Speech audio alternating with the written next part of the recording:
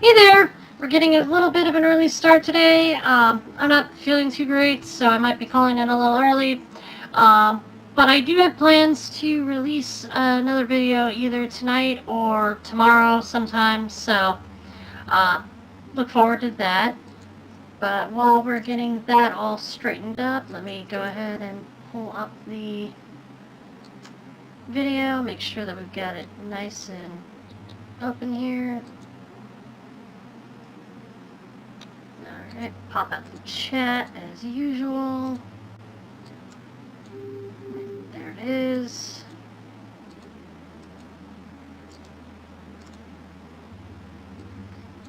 That open.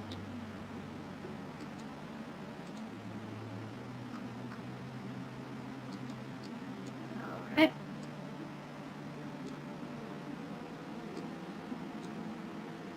There we go, got those things where I like them. Shiggity shiggity, swag. Hello, good morning, good evening, whatever time it is. I swear I know what's going on. Pardon me. Alright, let's see, get that up, get that up. I think we're good to go. For the most part, probably, maybe. Alrighty.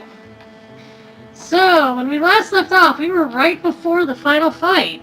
And so here we are. We've got everybody ready and poised. It's time to go.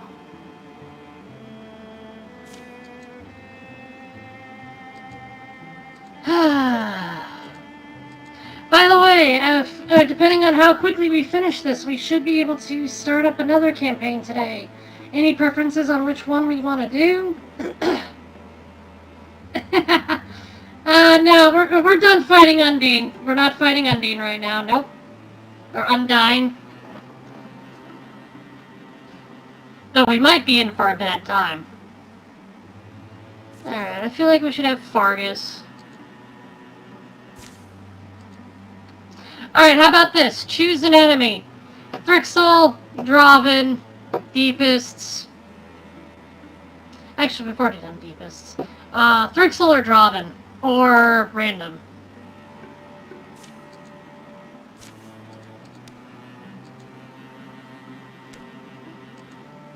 Do we want Denim or May? I feel like Denim is probably better here. Drauven it is.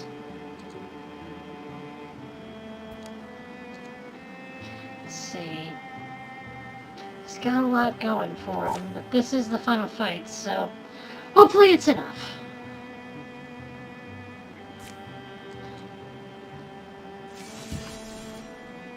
Here we go. A couple of them have been up in the mountain before. With a few false steps, they remember the turns. Meanwhile, in the woods where they left Bracken Tide, time trickles on. Day blends with night, years with decades. Measurement is futile in the face of the infinite. But there are some memories that live in the mind, undulled by the ages that pass between. He was truly young then, the ungainly runt of an otherwise prosperous litter. More than the wind's bite, the despair of a starless night, and so, more than any of them, he'd loved the dawn and day. He was simple, complacent, ruled by no great ambition, only a dog's desire to please. They laid their plans without him, and he harbored no suspicion. When the day came for their lord to claim his tribute,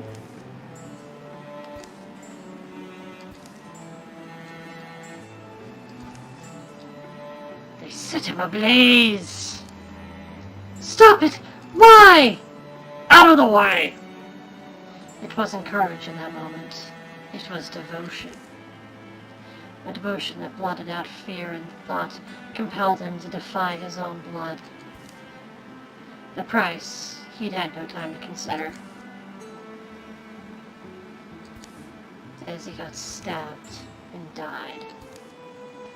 Fragile beast, wake up. Your heart beats again.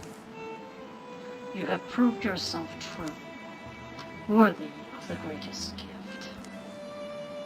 Lord Vulta, you were... I was... dead? Your foolish brethren thought so, but you were not beyond my call. I do not remember. This light, did you know that I captured it long ago? A beak full of sun's flame torn from the sky, the prize of my daring, the source of my eternal life. And now, the smallest piece of it resides in you. A piece of the sun. No lesser magic would mend you. Only as his eyes grew accustomed to the glare of that light, did Bracken perceive the extent of what had come to pass. My lord, your face! I look like you, don't I? My beak, my feathers. The traitor's flame stripped me of my beauty, and as I bent my powers to saving you, I somehow slipped into this thing. A consequence of the bond we now share, perhaps. But, Lord Vulta, did you really mean? My body wobbles as if it were formed of jelly. These arms will not allow me to fly, no matter how I flap them. But it will be a pittance of years. The sun shall restore me to what I was. And in the meantime, Brodog? Bracken, I am called. Bracken. Were you named for the hair-hiding plant growth? No, not Lord Vulta, why would you have... Because, Lord Bracken, I know you will never betray me. A piercing shriek jolts him from half-sleep. As the vultures save him, it's just as the saying goes, clever birds make quick work of knotted ropes. No? Mm-hmm. Now come, lead me home. Well, it's blocked. The way we went before, they would have been here. The buzzard's afraid of us, I guess. Chance to get our gear in order, right? Yes, a chance to get our gear in order. Ooh, wow. Let's make sure everybody's got full-on, like, top-of-the-line gear. Upgrade from Mornclate to Gravenclate. Item.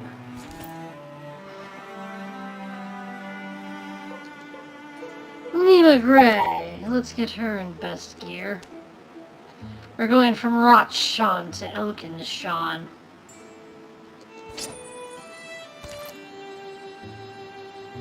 Gonna need to be on our A game here. Alright, we got Road Swathe. We could get Lay Swathe. But it would cost us 4 legacy points, and I don't want that.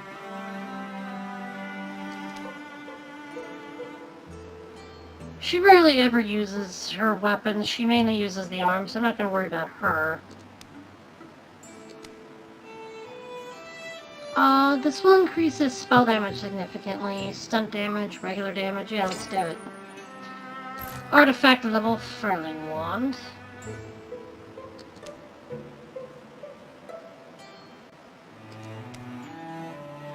Yeah, we want her to have that.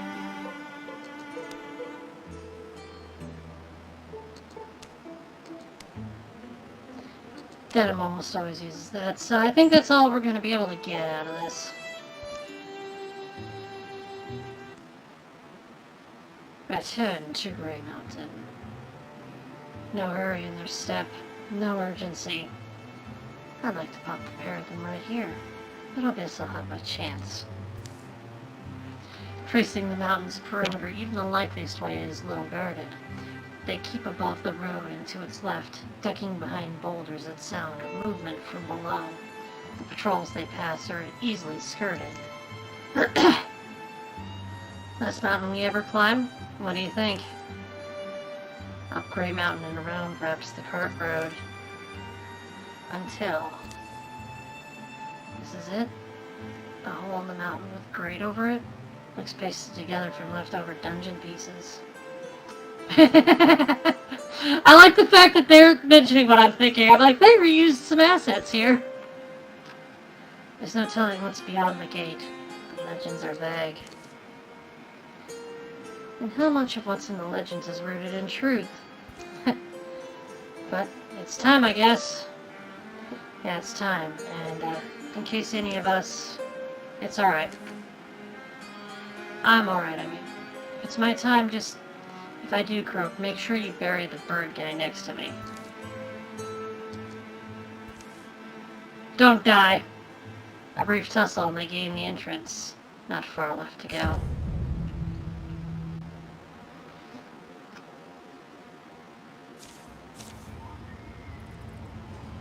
Alright, we're dealing with 4, 5, 7, 11 enemies. Lots of Whisperwings, some Sunspoken, some Grey Marauders, and some Rock Flame. From their hands and staves flow pulses of light, twisting waves of heat. Behind that dull gold mask shine only the dim sparks of eyes. The Whisperwings stalk and still, killers on quiet feet. Poison glistens on blade and arrow, leaving a taste of death in the air. The Grey Marauders, muddy voices seep from deep in their hoods. Droning orders, blades flash like sunbeams in the light of crawling fire. Rock Flame, they fly fast as sparks, barking, shrieking, brightening as they burn whatever their talons touch. Or clutch. Whatever. Alright, Fargus.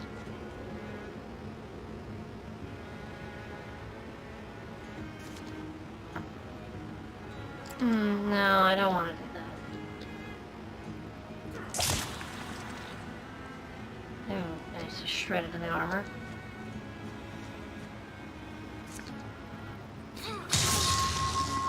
Got him!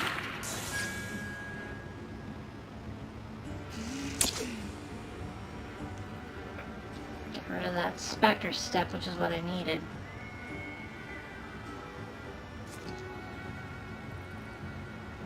Steal the fire, it's mine.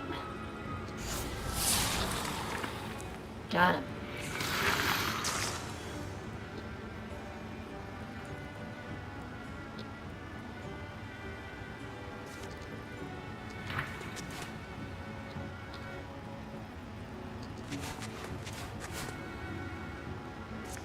And then we'll step over there. Nice and quiet.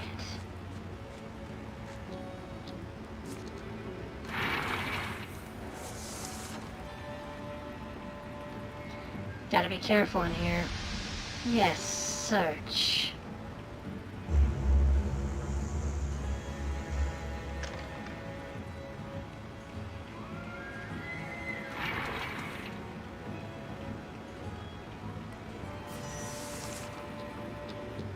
Ah. They revealed.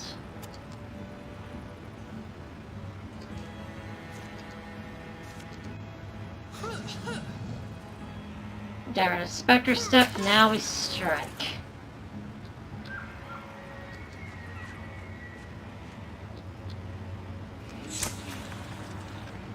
Got it.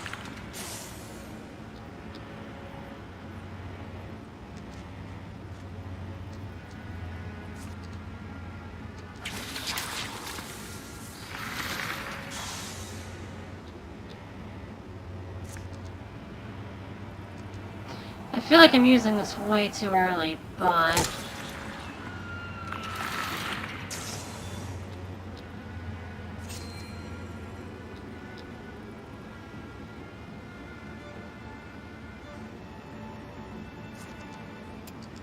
if I move there... still can't get it. Keep him hidden for now.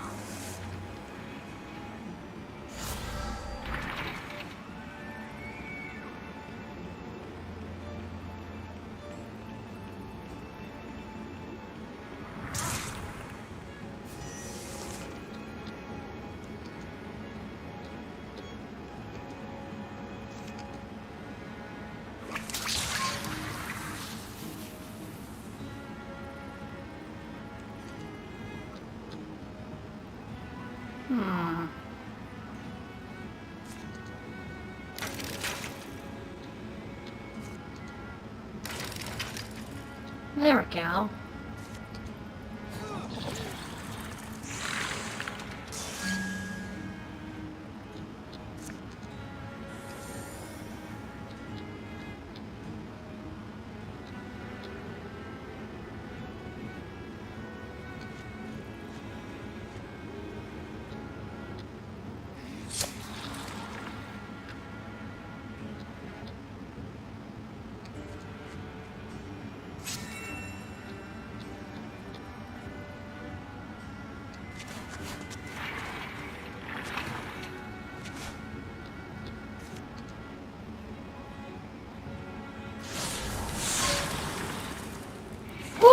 Now that's a cool little effect.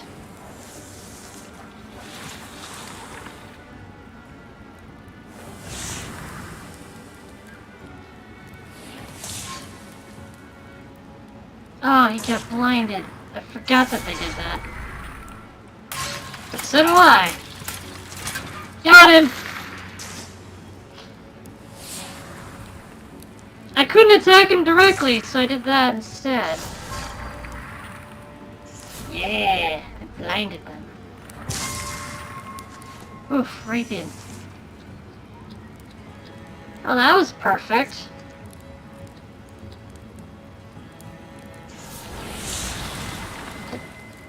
Nice! Spread the fire!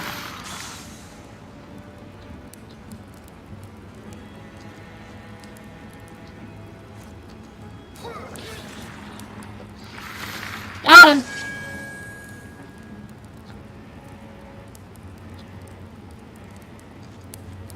Gotta make sure nothing else is in here. Looks pretty deserted, but I imagine reinforcements will come through there and there.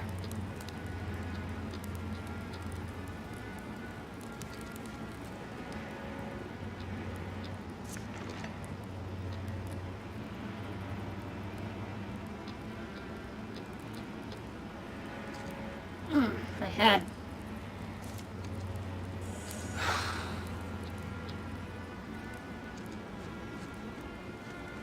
Get them over there.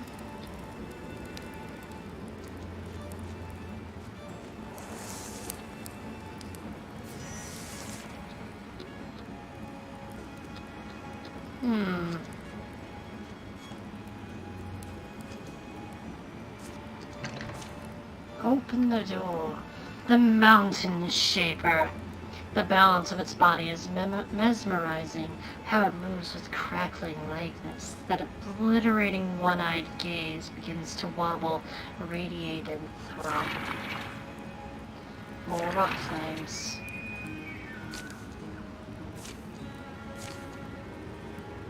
Couple whisper wings, couple sunspoken, 3 gray marauders. The real battle begins.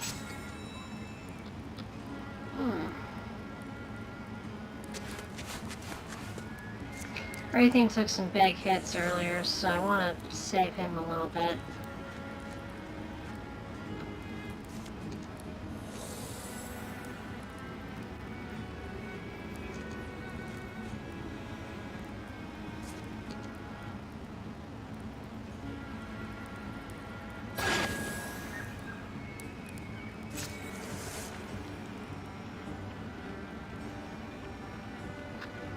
Yes, jumping bounce.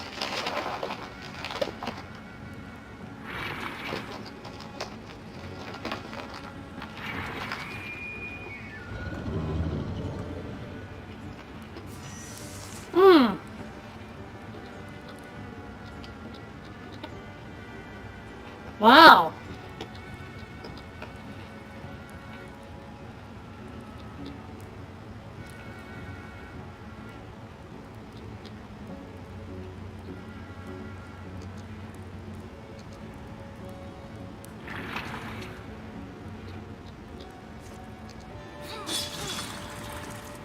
That looks really painful and dangerous.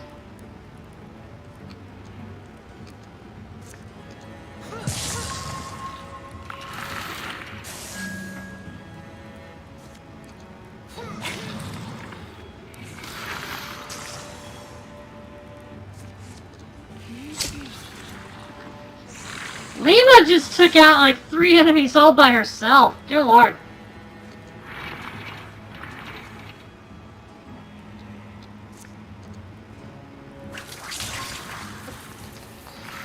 Poisoned!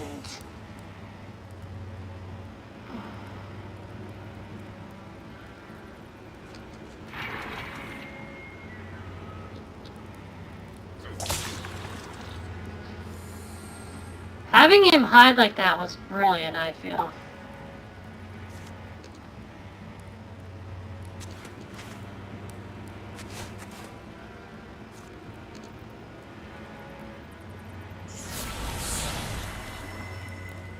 Ooh, nice.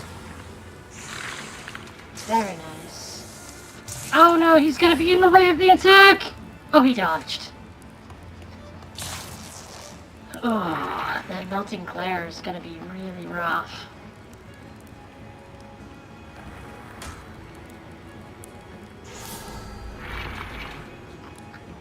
I feel like the best thing I should do is get rid of some of the minions before dealing with him.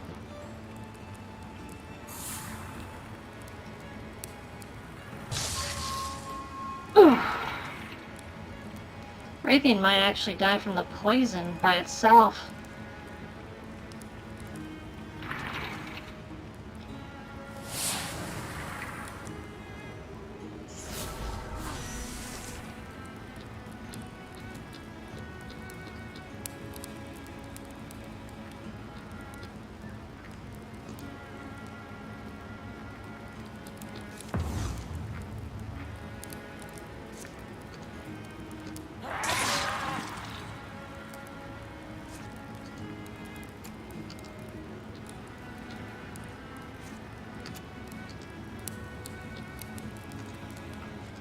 Alright, let's have Fargus take care of the Whisper Wing.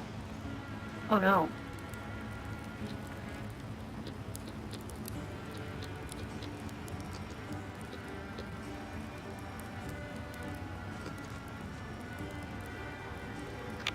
No, wait, I got a better idea.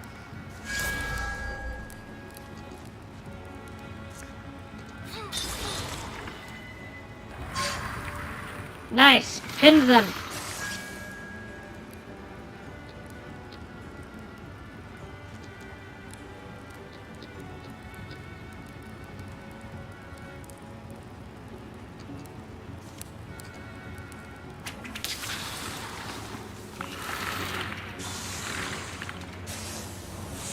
Got 2 of them, but one of them had that special little effect.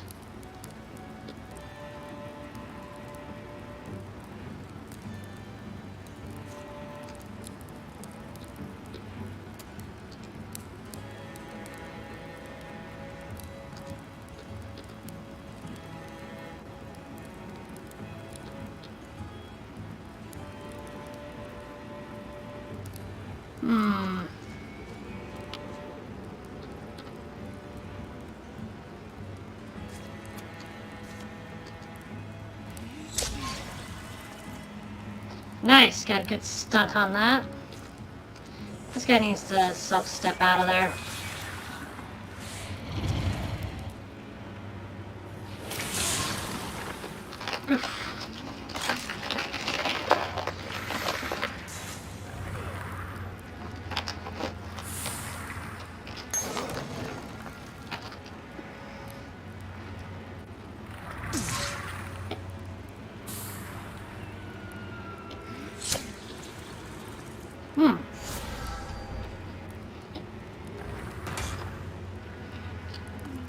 I'm eating goldfish while I play, so I apologize for your crunching.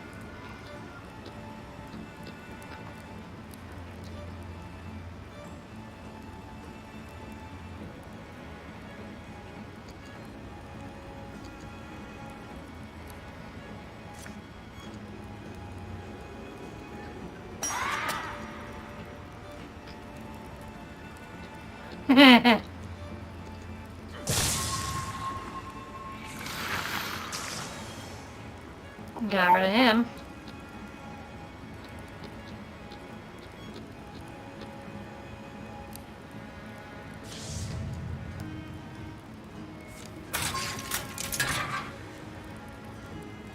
There's no way I can avoid that.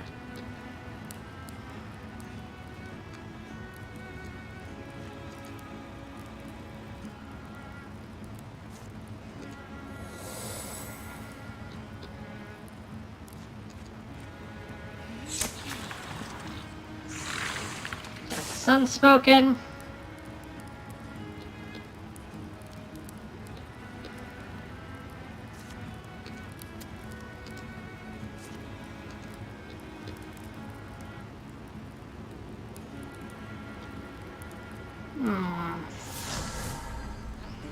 Maybe I can get that other Sunspoken with it. Oh, I missed him!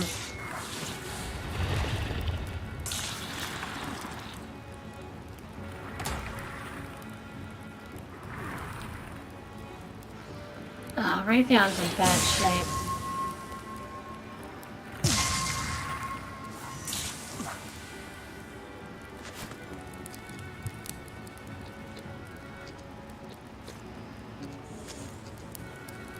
There we go. I need to be able to get this thing with the bite in that.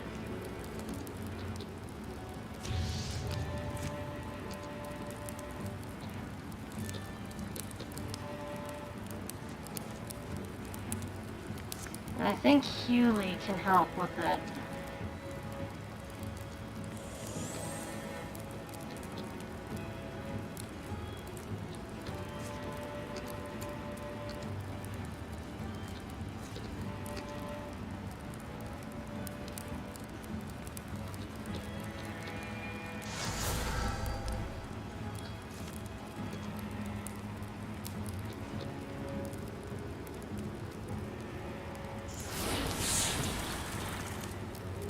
At least we get the mountain shaper there.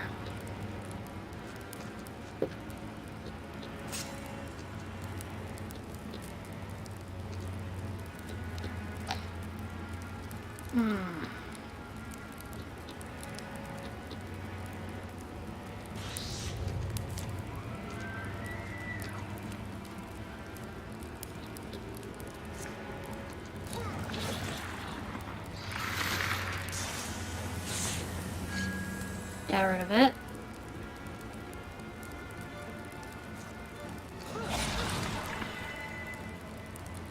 Nice, I stunted on that.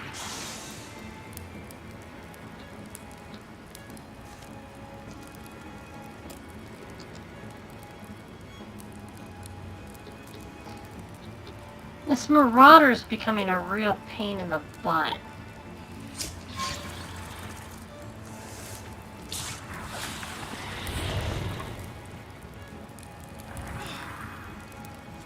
Ow!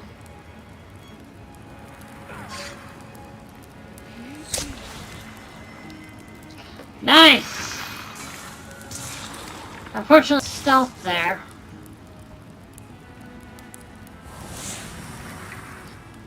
Oh, you're gonna blade spark the big dude? Come on, man.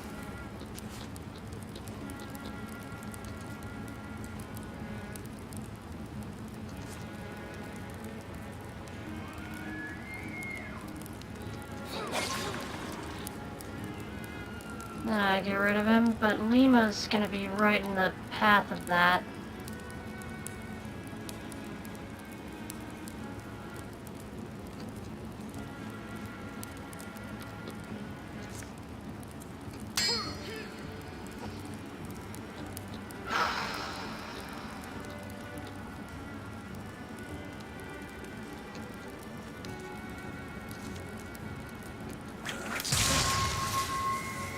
Nice.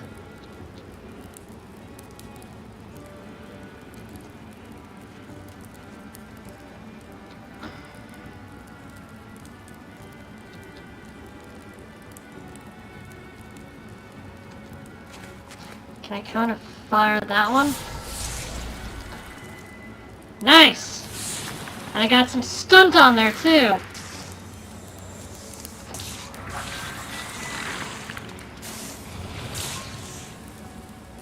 Oh no, Fargus!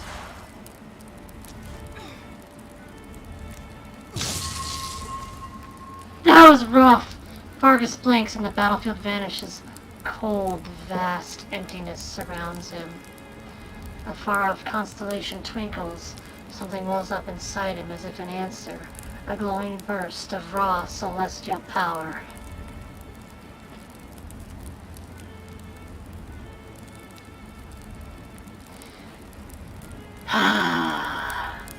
Fargus has to live. I want him to have those powers. So, he's gonna go down. If it takes all his will to suppress it, his flesh grows cold, his light dims. And he's back in the frenzy of battle, back to pain, back to living. Fargus, you still with us? He escapes death that day, but he'll never shine quite so brightly.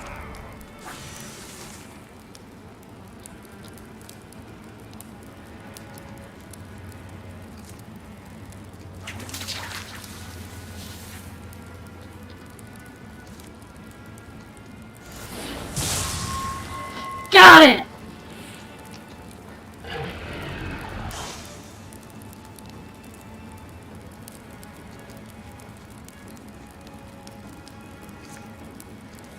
So much fire.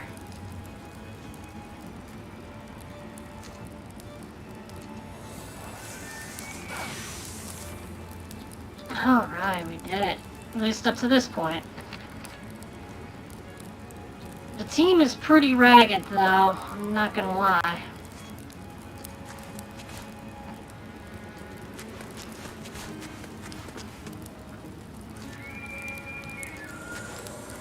Honestly, so much of my team is gonna just need to be stealth, I think. But I think if we do it right... If I do arches here... There we go, he went Grey Plane. Everybody's invisible now.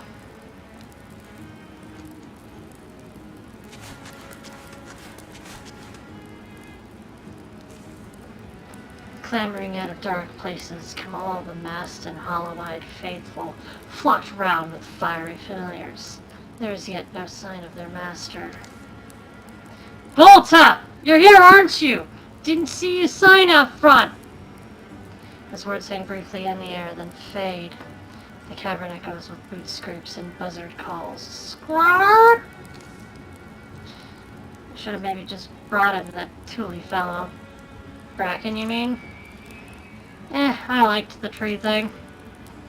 And the smoke and the rock musk all seems immovable and dark, save for the flare and shadow of their closing foes. The mountain is mute. It will watch them die. But then... Groan. The wall splits. A warm gust hits their faces. Only one thing moves in the heat, tall and terrible. Even noise is burned away. Vulture eyes sweep the chamber and settle on Denim. Is this all? 4 fleshy pigs, rooting at my door, the name of my servant dribbling off their succulent tongues. You've surely come a long way, faced my armies, faced my kindlings, faced horror and death. Ranks of assailants gather again, as if summoned from smoke and stone. But you have not faced me. The last battle begins then. Vulta of Grey Mountain, rising, towering with eyes that seem torn from the core of a star. Deathly odors pool and pour from a blood-black robe, gliding hungrily forward. Grey Marauder, with a kindling. Unspoken, with kindling! Whispering, with kindling! It is okay.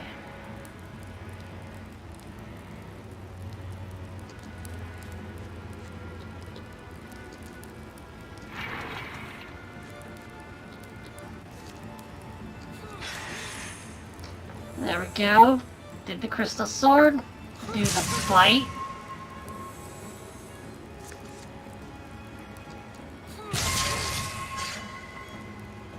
Did the stab. Warmth of the sun staggered Vulta's great frame folds in. But the stone door glides open, and fast he whirls away. Light! Heat! Seeps between feathers, fills with fissures in his flesh. The four of them share a final glance and follow. What do you think, big light altar? Let's bust it up. Destroy the Sun Clutch altar. Destroy the Sun Clutch altar. Kill the Vulture Lord. Ow. Oh, Denim's visible. Denim got hit.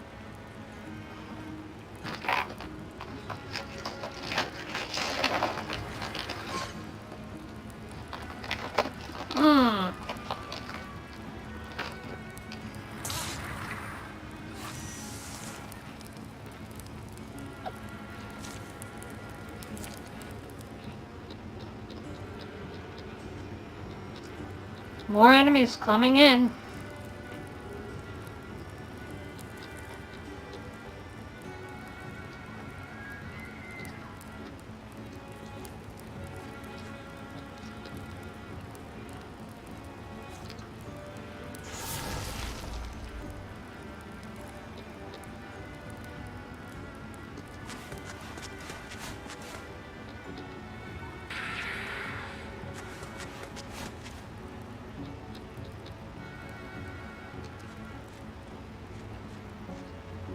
Oof. That poison will really wreak havoc on her.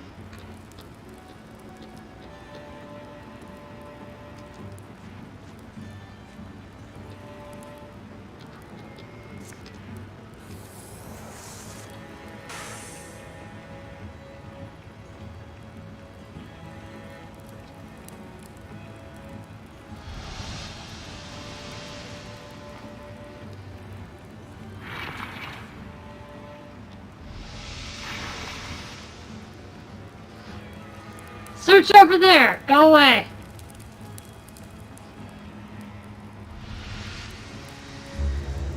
They found me!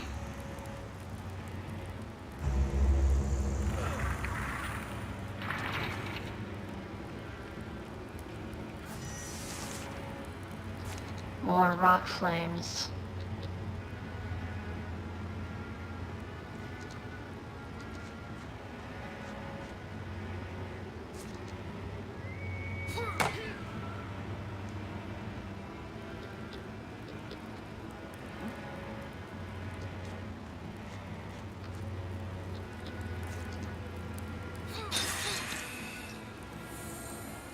Ignoring his armor.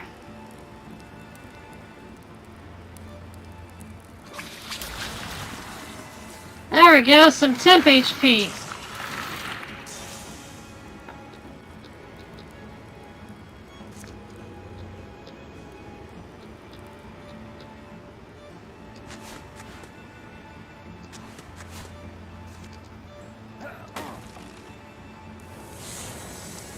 The altar is destroyed.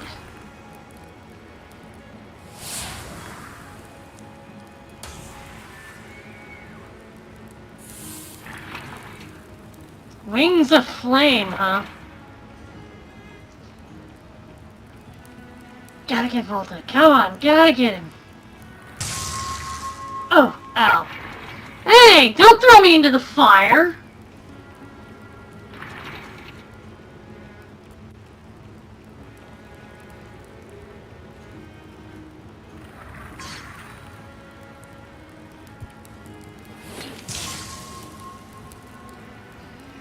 Oh, that blinding. Oh, that got rid of the blinding. Yay!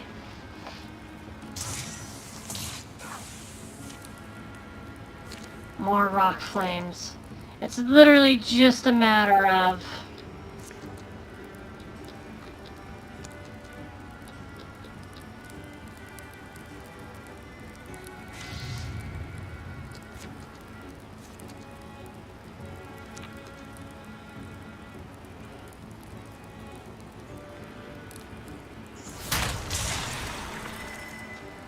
Nice. Temp HP.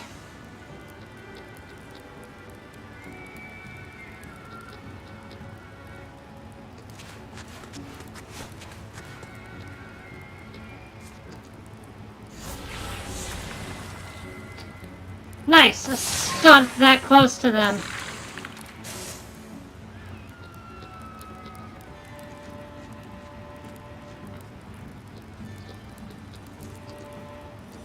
If I can get her close enough.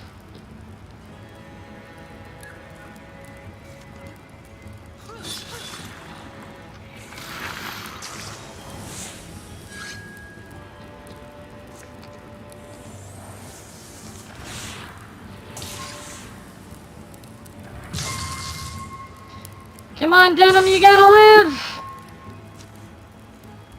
The moment stretches in Denim's mind. He sees the shadow of his foe. He knows what's coming. He can lean a little bit to one side or the other, but it won't change much. Then he feels something, a heaviness in his hand. It has a name, Furling Wand.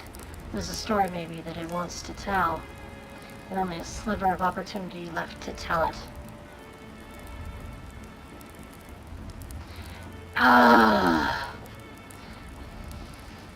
It honestly works so well with his abilities.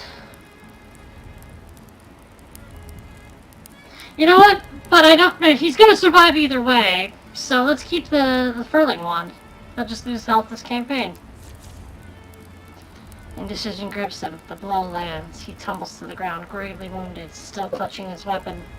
In the end, he couldn't choose to part with it, even if it meant paying the price himself. He has just enough strength left to retreat, and will spend the next days tending to his wounds.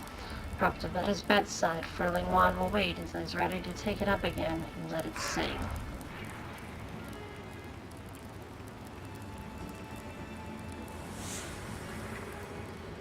We're in bad shape, but you know what?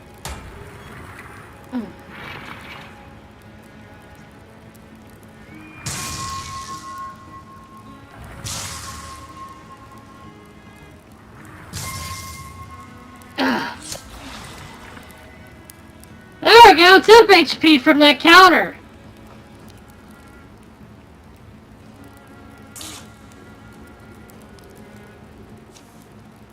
Radiant's down. Moral choice. Ah!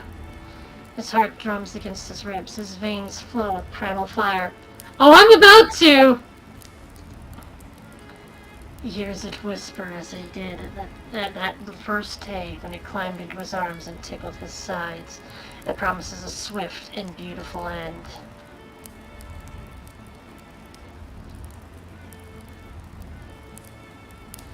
He could die, exploding, dealing 11 damage to one nearby enemy. And I think that would be enough to take out Vulta. But you want him to live? Okay. For a moment he stands on the precipice, fighting for mastery, then he wrenches himself back. The flames shrink inside him. He's done all he can today. Cold? I feel cold?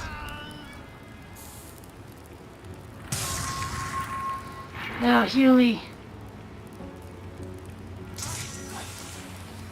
Alright, Hewley's gotta do this.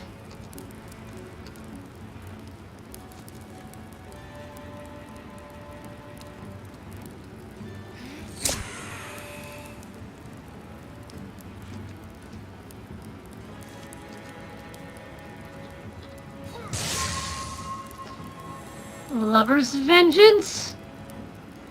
And stab him! Got him! We did it! At very high cost, but we did it! I had a feeling you would be down to those two getting the final blow. A shriek shreds the sudden dark. And the majesty of the Vulture Lord shrinks, blurs. Night, dude! Thanks for joining! Leaving a small and twisted man in the shadow of that once great shape. The captured sun has gone black as doused coal. His body lies broken, but breath still whispers on his lips. Stubborn old bird. Stop! Don't come closer. Flick hopping little fleas. Gnawing under my wings. I You cannot hope to end me. I will go on eternally. Tough-lipped little chatterbox, aren't you? Wouldn't mind giving him a few more whacks myself. If that doesn't do it, well, let's collapse the cave, right?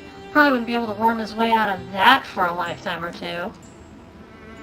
Humans! Fruit-guzzling doggins! Lanky-limbed pinstrels! Wrecking what they want when it can't be had. Lord Vulta! Bracken is late, barreling down the corpse-strewn corridors, panic mounting, to arrive at this unimaginable scene, the unhappy end of his journey. Stand back! All of you! They mean to entrap me, entomb me. You must put the knife down, Bracken. Or what? You'd rather die? You want to join the rest of this guy's masked little family? They destroyed it. A fire that... But see, Bracken. See I do not die. While an ember survives, I linger. And... Volta's voice trails off, but in his chamber, sometimes words grow stronger and echo. This light, did you know that I captured it long ago? A beak full of sun's flame torn from the sky. The prize of my daring, the source of my eternal life. And now, the smallest piece of it resides in you. All is in ruins, the great flame quenched. What was and what is, both are vivid in Bracken's mind, but divided by an immeasurable chasm, one he cannot bridge.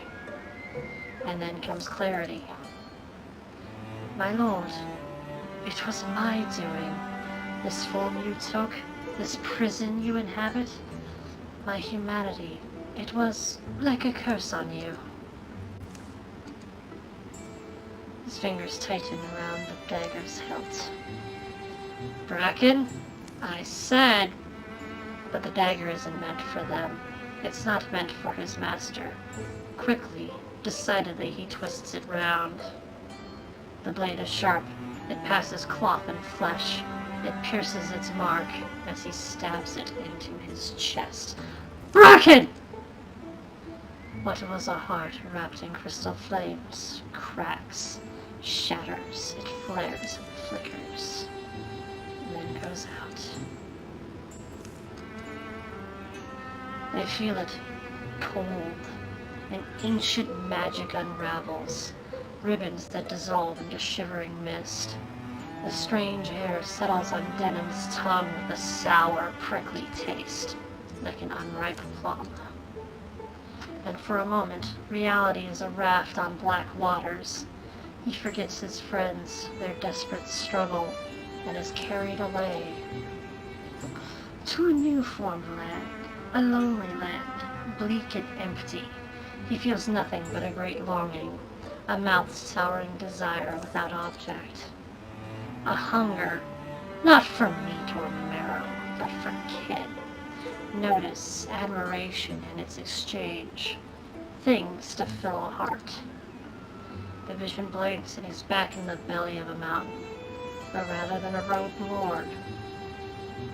Stop! You closed your eyes. You alright?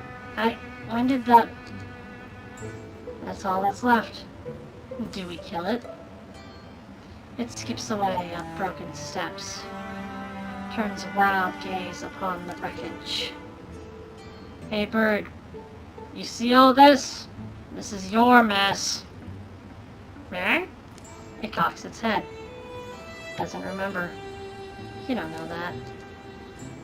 The vulture stretches its wings, feeling its way through every feather. Then up it springs and away. Then it takes half a step forward, raises his wand. But his limbs won't go any farther than that. And the bird is gone. They stand in the dark, speechless, and then they file out. The path they fought down now eerie and silent. Strange, did anyone else see something? Feel something? I mean, it was maybe a memory? When? Just now? Now that... I don't know. Sorry, nothing, I guess. Thought I was somewhere else for a second. You had a vision, you're saying? Yeah, this isn't bad. Could toss a rock and hit Sarlot, probably. Please, just enjoy the view. Golden rivers vein the valleys, a glimmer in thin, bright light. The land is still and the wind is toothless. I think of Wrath still, and all of us, tangled in an old story. Too old and too big, almost untellable. They'll tell it, and others will tell it after them. Our most loved legends live long as the sun. The shape of this tale will change, remodeled by time, molded by time, and gilded in the mouths of poets. It will always be an heirloom here. Stories are graves for the world that was, memorials marking the wake of great deeds. Over the years that come, folks will develop a saying, life has no lord, the wild no master. The sun is free, and all things beneath it are free. The end.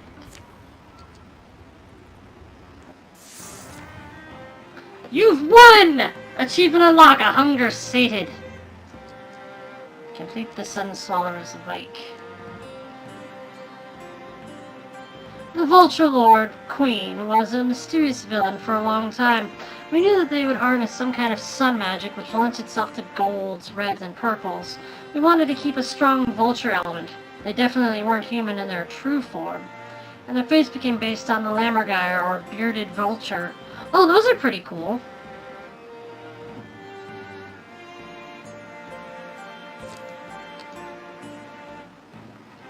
Alright. Number of towns saved, 3. Safe tiles at end of game, 23. Previous years of peace, 11. Final years of peace, 114. I still have no idea how to calculate that. 125 years of peace. The end.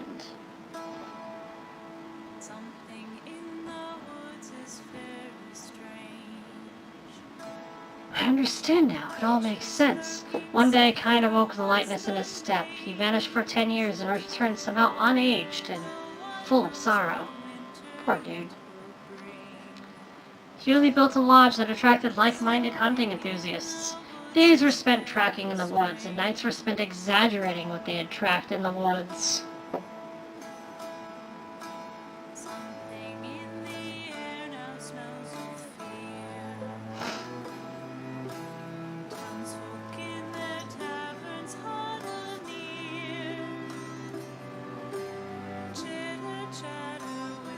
Denham developed a passion for restoring ruined sites.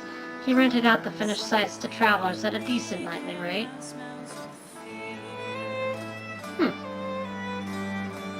There were days Raytheon and Lima felt far apart, during small errands or when they got dwelling distances remembered, but they never stopped returning to each other, down roads and across fields of memory.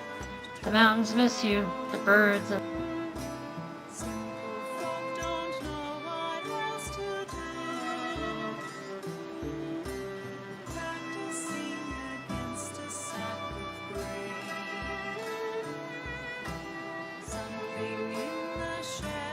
May got up to see the sunrise every morning. Often she insisted on company.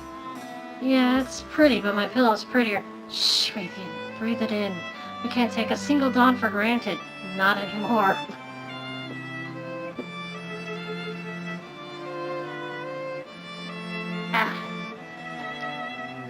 Looks kinda dinky, right?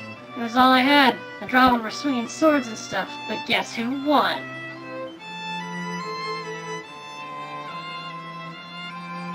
Lima and Raytheon could never fully abandon their adventuring life. While the danger had dimmed, there were memories yet to be made. Now, I say we've loved before. I hope we love each other again in our next lives. How greedy you are. I'm just happy to have you from this world and these nights. Kiss the princess! Do you think if none of this had happened, would we have still ended up together? The threads of fate can't resist a good love story. They would have found a way.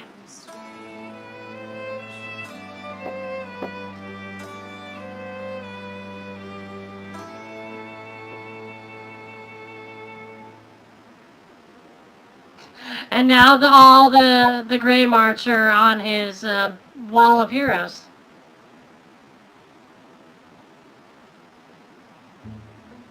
These heroes will be added to your legacy. None of them, because they're already there.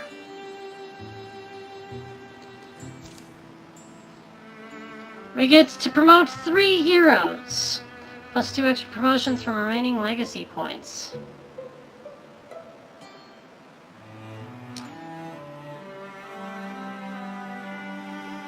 I kind of want to get Baratheon because he shows up a lot.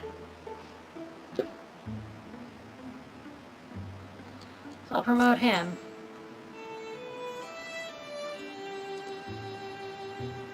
And I want him.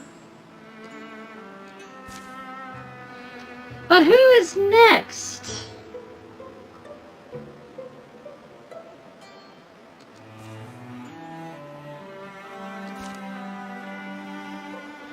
I leave the choice of the final hero to you.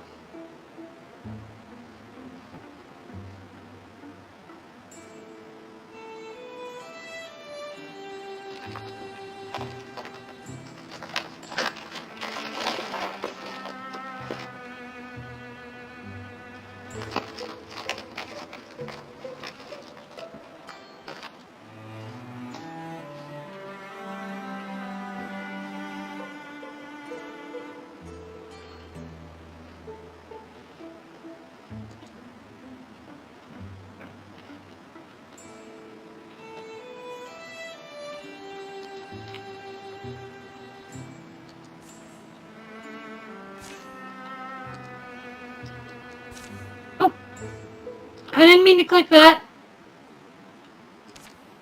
I want to click view. My bad, I'm sorry. That said, I do feel like Lena earned it.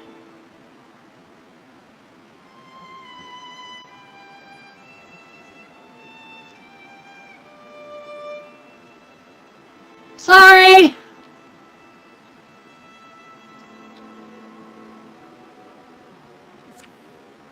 I really didn't mean to click that either.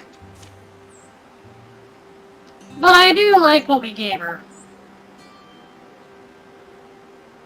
Because she's now got Thornfang.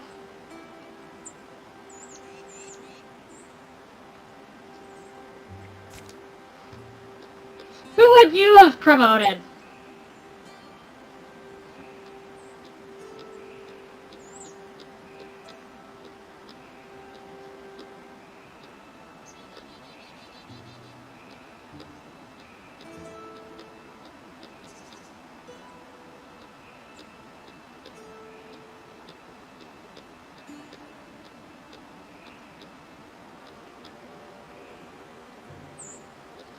Okay. So, May?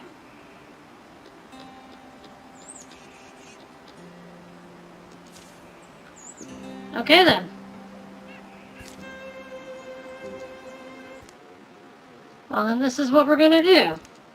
I already asked earlier which story we should do, and it was suggested All the Bones of Summer for the Drauven.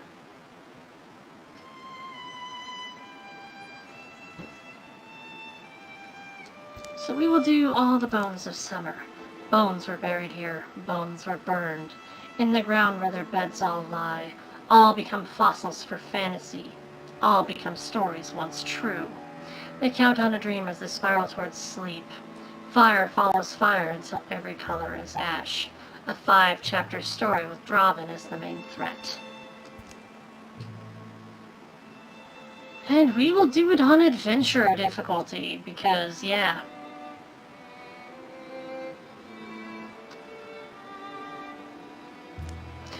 But, one of the things that we get to do is we pick from Legacy.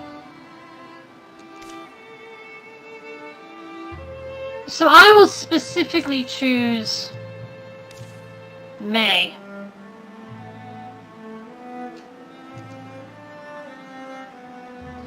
Although, if you had a specific favorite character, because I didn't promote them, we will pick them now, and then we will promote them at the end of this campaign.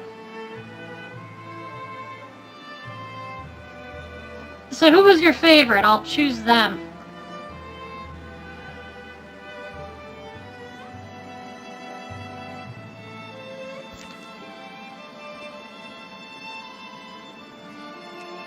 Also, we have Hunter of the Old Blood, the Friend, the Tough-Lipped Kid, and the Prodigal Parent. So whoever we choose from our legacy will have a kid in this campaign. And it will be whoever this guy is. It'll be Lockbird. Okay.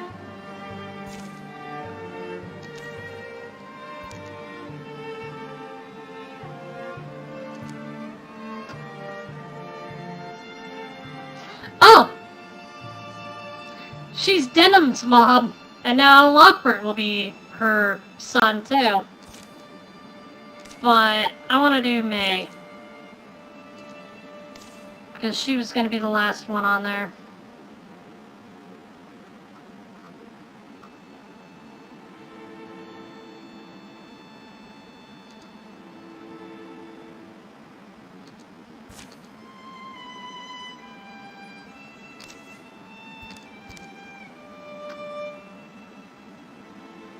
There we go, okay. Alright. We have Astelroth.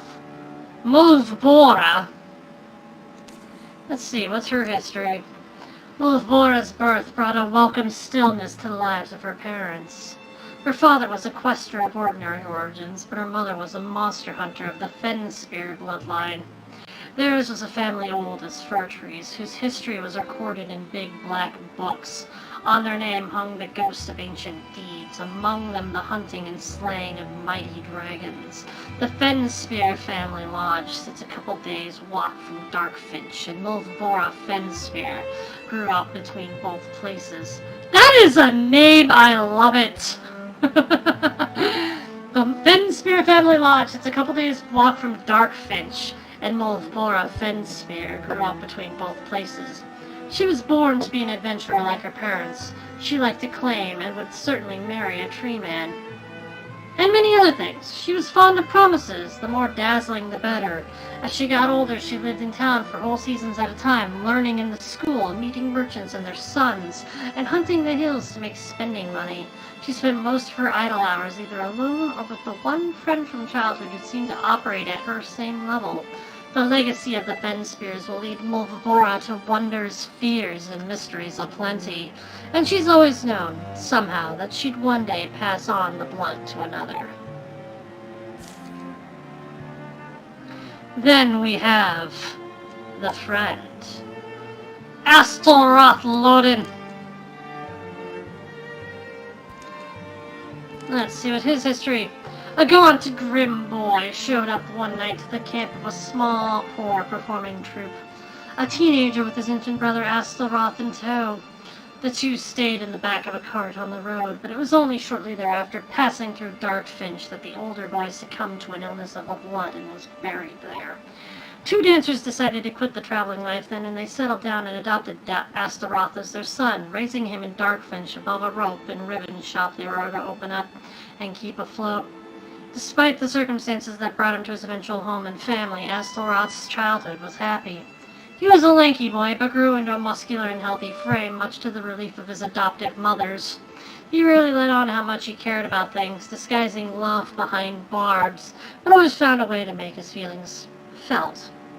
One day, he picked up a broom handle and started sparring with trees. Soon he was training with others and competing in tourneys, honing his skill and body for little practical reason aside from the fact he enjoyed it. Loyal in his bones and prepared for life's turns, he'll find himself thrown into challenges he never imagined, but meeting them with the courage he feels deep down is fed by his resting brother's love. Lockbird Troll. Lockbird enjoyed no coddling and little love as a boy. His parent left when he was still very young, and the father who remained became a hopeless drunk.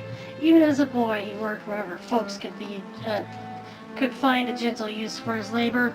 Bottles absorbed whatever charity came their way. It was several old militia folks that first gave him the idea of becoming a fighter. The few who he'd worked beside his whole life They started holding little impromptu sparring matches for Bone Slim stakes. Okay.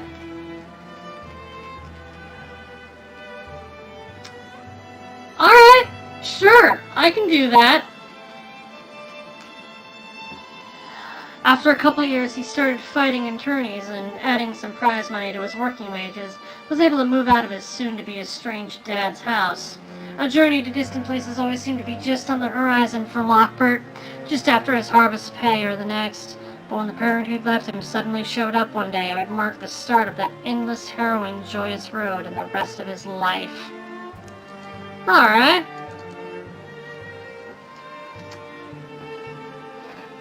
Let's see.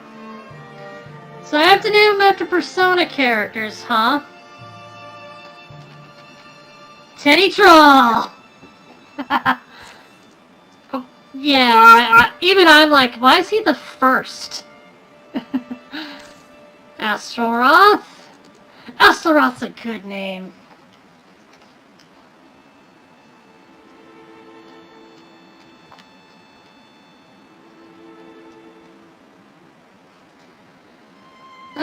But who do I want to name him after?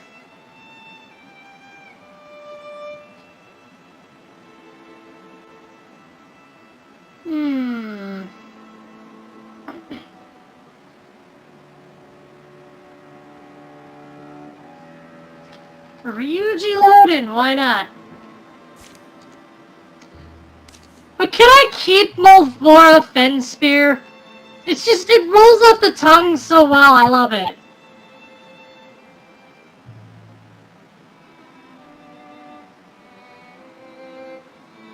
Okay, cool. I appreciate that. Alright.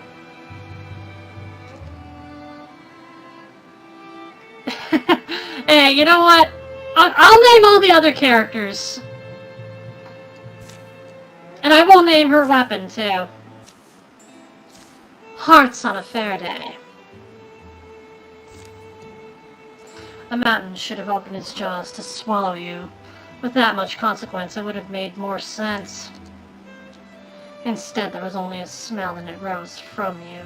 There was me in your body, then me in your bones. Now I send word aloft on the smoke that was once your breath. Tonight I begin the endeavor you thought we'd complete together. I know our maps, our myths, our every calculation. I hold them in me. But I'm frail where you are strong. I'll fit best for teaching, yet I have no pupil. So it's down to me, down to Versal, last and least feather of a hope. For our failed people.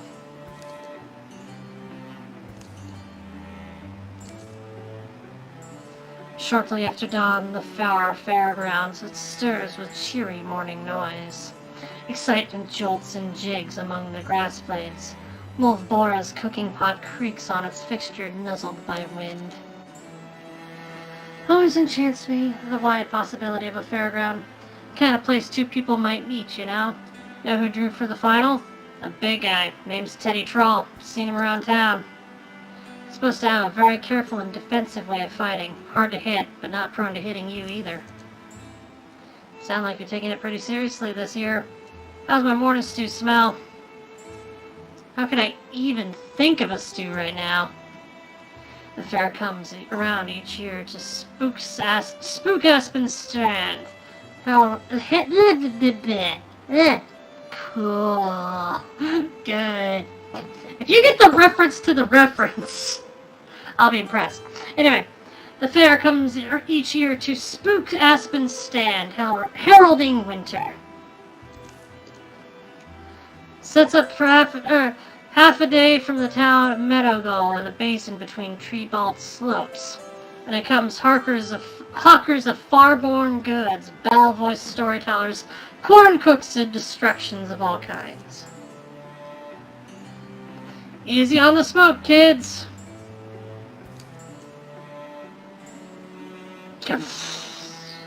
They have a dragon! Kids. If I get my face beaten in, try and get the doctor to fix my nose prettier. Yeah, listen, I have to get a turn inside the flame spitter over there. I'm gonna wait until you're done about. Anyway, you'll do fine.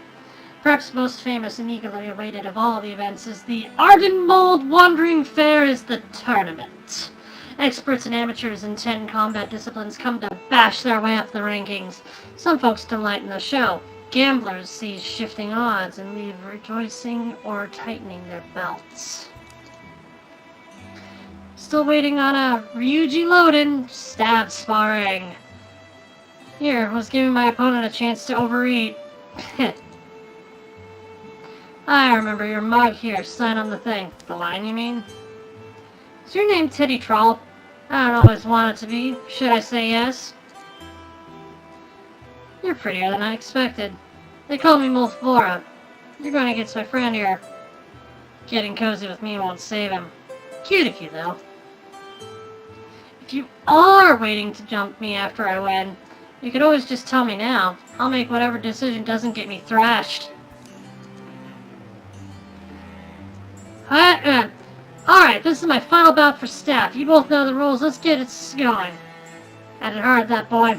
Mother was forced to leave him, go far away. Anyone left to raise him wasn't up to the task. The two combatants face each other. You look like a woman who doesn't come home often.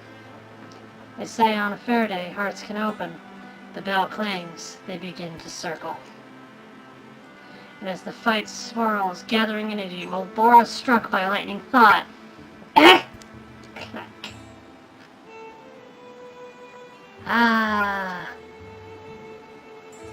You recently put the Persona theme song on there, huh? Which one? There's many.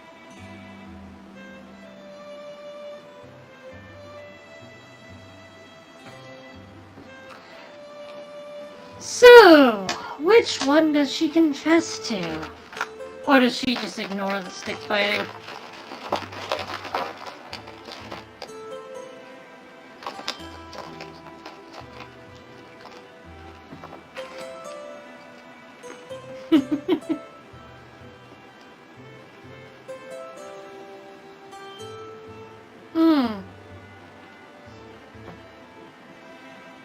That would be it.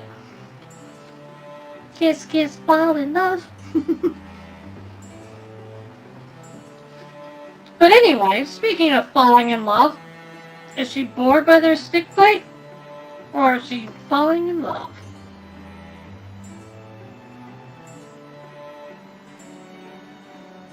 Remember, her choices are between Teddy and Ryuji.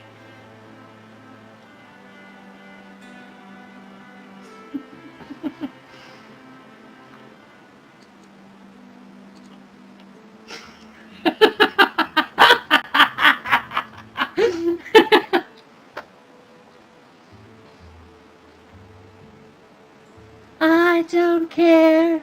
I ship it. I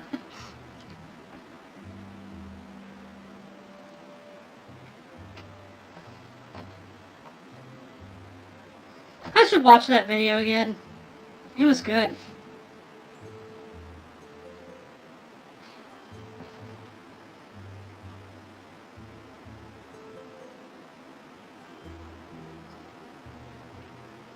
But who does she want to be with?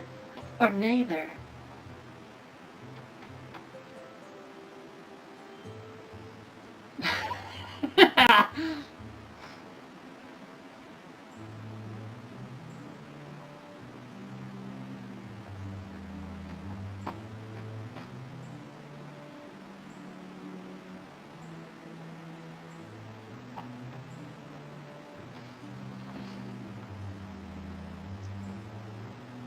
She did come with Ryuji.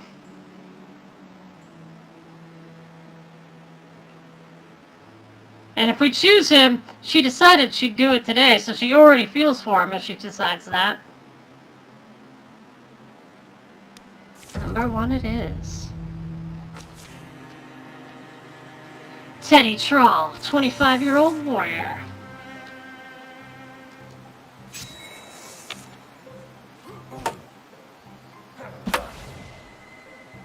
Oh, he's stunted! Holy shit!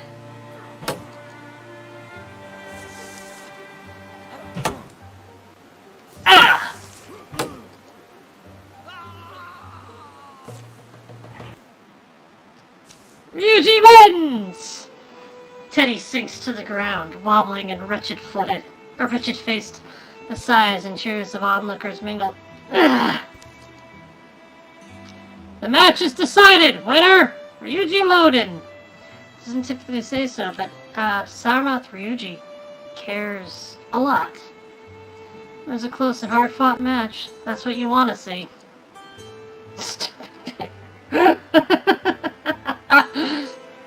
I was thinking that every one of them were Morgana. Please don't look at me right now. The audience clears out quickly, summoned away by the prospect of other spectacles. And now a prize for our staff sparring champion. It's cut from the stone-hardiest fire oak tree in the north. Then painstakingly shaped by silent and sultan-haired masters, living tall on ocean-torn cliffs, descendants of seafaring people. Yes, I present you with this oft-overlooked weapon of the hero's cannon, the Elnish War Staff. That's what my card says, anyway. Can't be wrong, then. Don't worry, that little branch-swinging game doesn't matter. I walked countless miles, crossed unnumbered and unmapped borders. I came back in order to... I really don't want this right now. Following Ryuji's victory, he and Mimori roved the fair. So now you won your big tournament. What's next? One in the hand of your future wife? You want to make out?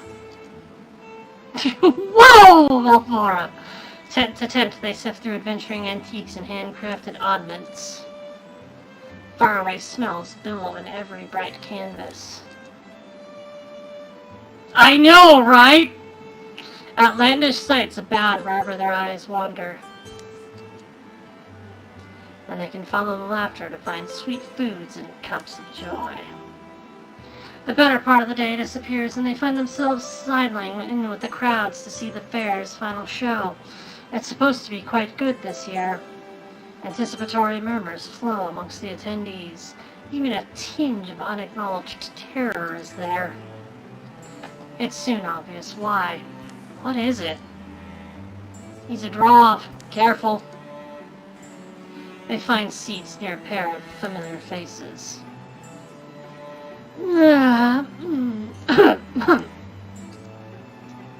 Afternoon sun bakes their necks. Crowd noisers. At last, the Fairmaster's face pops into view. You appear to be waiting for someone. Ha, I'm kidding, of course. Here I am, flesh and steel, Knight of the Nightless Star, Rox Ardenmold. Renowned warrior Rox Ardenmold, retired though he may be, still possesses remarkable agility. We have Ardenmold wandering fair. Thank you humbly for filling our quaint tents with life these past 3 days. Surely you came hearing rumors from travelers who saw us in summer and fall. Did you wonder if such a things might be? Now you can see the truth for yourself. I just saw your brick to the face remark. You gaze on my pride and crowning achievement. I've been 15 years in carving. Behold! This is Drauven. So is the beast named by a warlord who wore the femurs of our fellows on its neck. Named by a warlord whose head I claimed and tail split, and body stomped to mulch. On its pup, I showed mercy. Mercy, huh? Oh, I was advised to put it down, but instead I caged it. I took the monster alive, its name intact. Beneath my own roof I fed it, clothed it, I tamed it. And should you doubt my word? A collective gasp arises, as the creature easily removes a bar on its prison and steps free. Yet did everyone walk right up to it? Don't let it frighten you, friends. Drauven may be the spawn of a Drauven warlord, tremendously huge and mighty, yes, but does as I command. He reaches for a spear that they'd supposed thus far to be no more than a prop. And so I give you the most thrilling, chilling, and realistic reenactment of our battles against the Drauven that anyone has ever witnessed. Have a nice night! Yeah, it'll be interesting, especially if they start summoning things and tearing off masks and whatnot. But thanks for joining. Have a nice night. The Fairmaster pauses to let stunned eyes refocus. Existence itself seems to be caught staring. Then the two combatants level their weapons. And they clash. The fight must be staged, but the Fairmaster's performance is convincing as he sends the large Drauv to the ground. To tame Thuvane was not an easy task. But there's language all creatures understand, and Drauven better than most. It's called pain! I fought Drauven my whole career, even the strongest and most cunning I cut down. There are no mysteries left in them for me. Soon you will see they are not so scary as you entered this arena supposing. I'm not watching this. What? The Drauv rises, gathers, waiting for the Fairmaster's signal to attack. Raux's Ardenmold clicks his tongue. When the Drauv rushes forward at theater speed, his course is straight and obvious. But at that moment, a Drauven bird arrives! Extracting him. There's no pulse of clarity for the Fairmaster Raux's Ardenmold. He falls dead. The greatsword drops from already loosening fingers. Oh no! Oh no, this is bad! This is bad! Everett, any present pair of lungs holds still. You gotta jump. The Drauv bends for the sword and runs. Peace shatters then. Bodies flood the paths. As people flee, as fires spit and fly above the forest of tense Drauven battle cries, foreign to most ears, riddle the air, blending with the screams of fair growers and fair workers. It's a choir of violence. Time to see if the staff's the real deal. I don't have anything to swing. My bow's back at camp. Need weapons? Bet there's at least a few flame-lit shop tents out there full of them. Then we'll see who we can save. All agreed? I can also, well,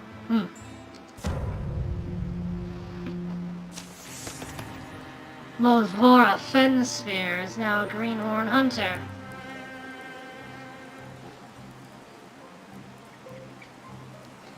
Alright. So, what shall we have Mulbora choose?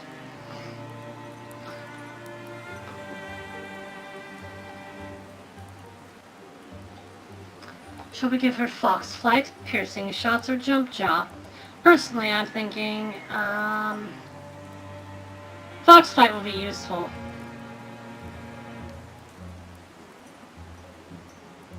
But that's just me.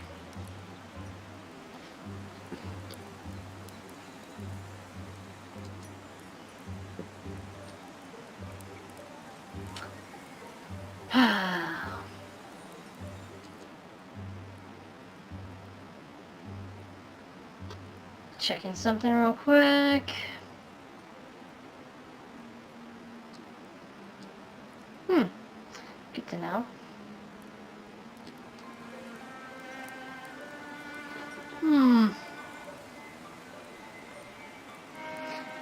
Everybody who's been talking has gone to bed, so I'm gonna choose. We're gonna go Fox Flight.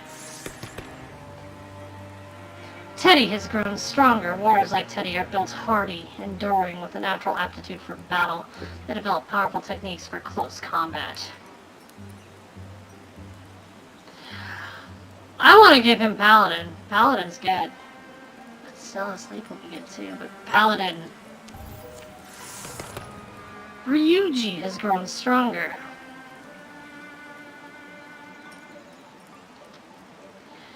And I am going to choose for him Blood Rage.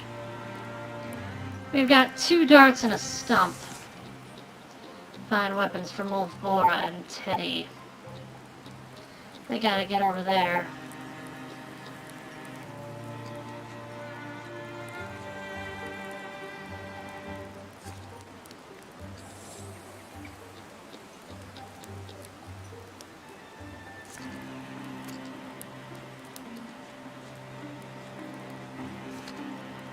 I suppose I could just move the fire.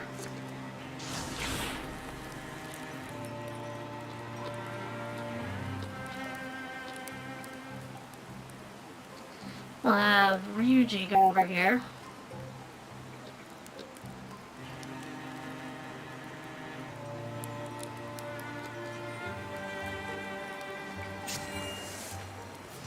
Guarding against foes, even though he has no weapon. Yeah, here, Teddy. Shingle for a company called Green Tree Arms. Scatter of weapons and things. Teddy, this way! Across the fairground, canvases sag and tall poles topple. Terrible things happen behind the smoke, announced only by the noises of gurgling death and triumphing hollers. Actually, this is a good... These arrows. Retreat is already part of their plan, but they'll guard their flank. You wanna know how budding heroes bloom? This is it! Teddy here. Alright, defeat the Drauven Raiders. More are coming.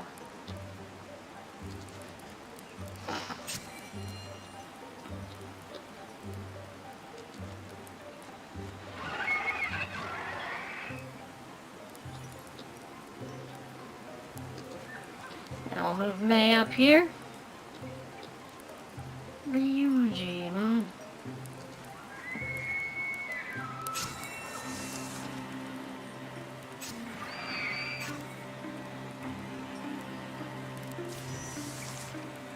They get to stump.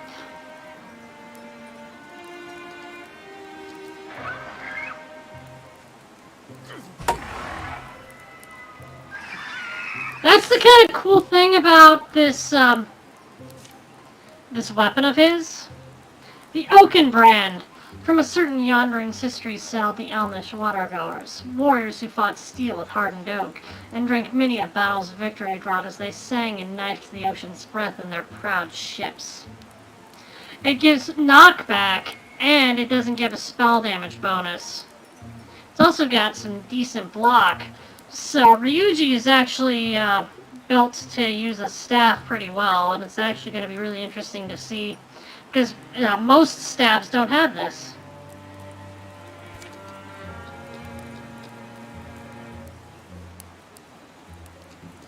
Meanwhile, Teddy here has got himself a spear.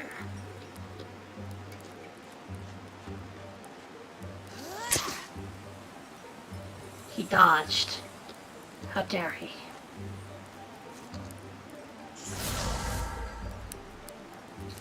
Splinter Blast.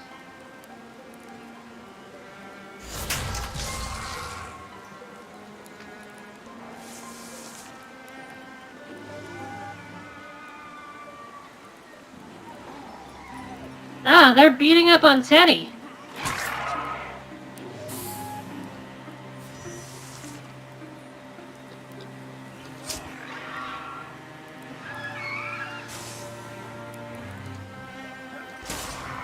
Stabby stab!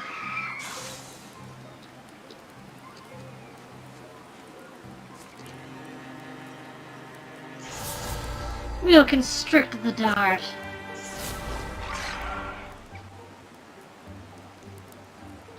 Don't cower like a coward, I guess.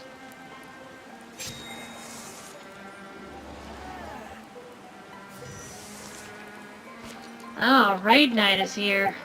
That ought to change things a bit. Stab.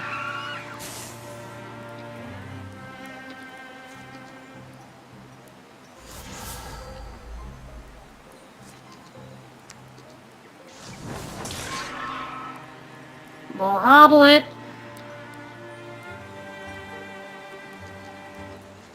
Run up to it. Teddy, you're just gonna sit here.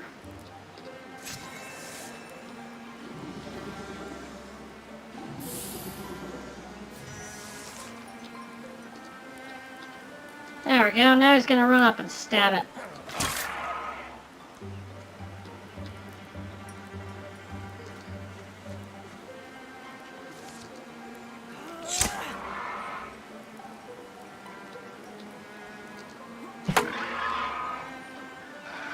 Alright, Ryuji's just smacked it.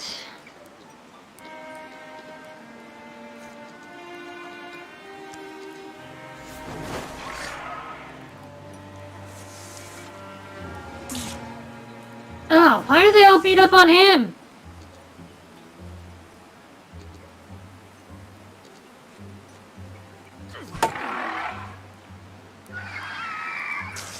Oh yeah, he gets blood rage. Forgot about that. Goodies. Black tears drip from chins, from the smoke-stained faces of survivors who huddle staring. Teddy? That was fine work. A full horror won't be known until all the blazes burn out. Fire crouches in the ribs of shredded tents, feasting on fine goods, making ash of art. Yoi! Alvora, what are you seeing? Does it even make sense? The distance they had to have covered through wood and hill saw no signs as we came in a couple days back. Possibility exists, I guess, that whoever did see them wasn't given a chance to share the news. Anyway, if we're trying to unravel it all right here and now, I guess I'll go grab you a paper and pen, and table, and 4 walls. A bed, that's for me. And maybe you too if you want. And a bookshelf, 60 books or so, and you know I'm kidding, right? Come on. But, Ryuji, it did seem, just today, like the whole world was smiling. As we walked here together, I was going to kiss you and I didn't. So you're threatening to not move unless I propose to you, right? Do I understand correctly? The thing to decide on now is how to begin. Evening's near.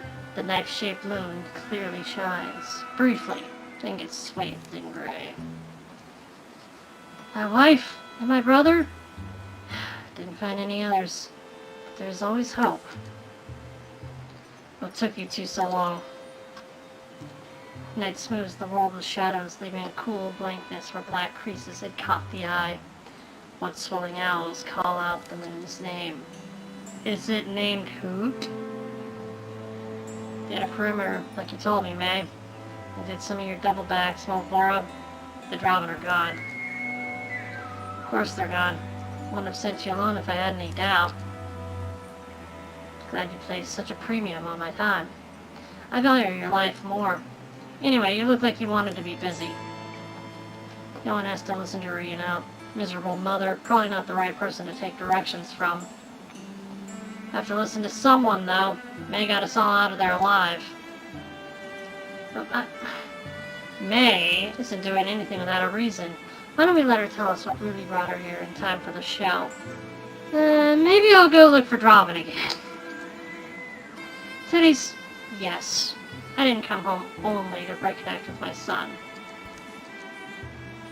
But you can afford to hear the details as we go. Go where? May wants us to follow them, the Drauven who fled. Assumed you two would want to come along where the skies and squirrels don't recognize us, and we can have the joy of making our faces known and loved, even to strangers.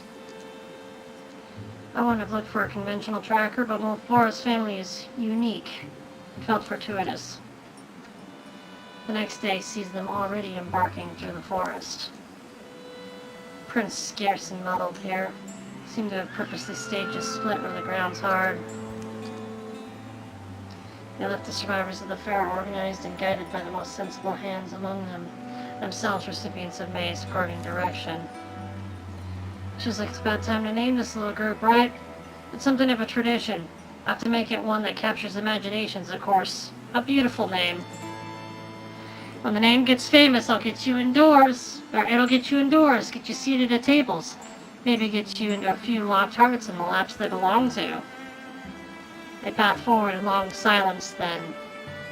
It's that night as they're strewing bird meats and wild dug roots that an idea sticks. The moose people.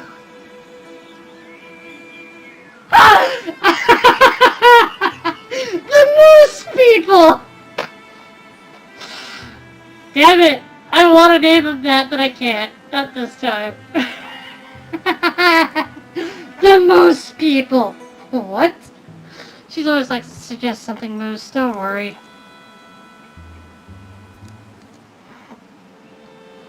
Best so far is defenders of the Obsidian Spire, the chosen generation I could get behind.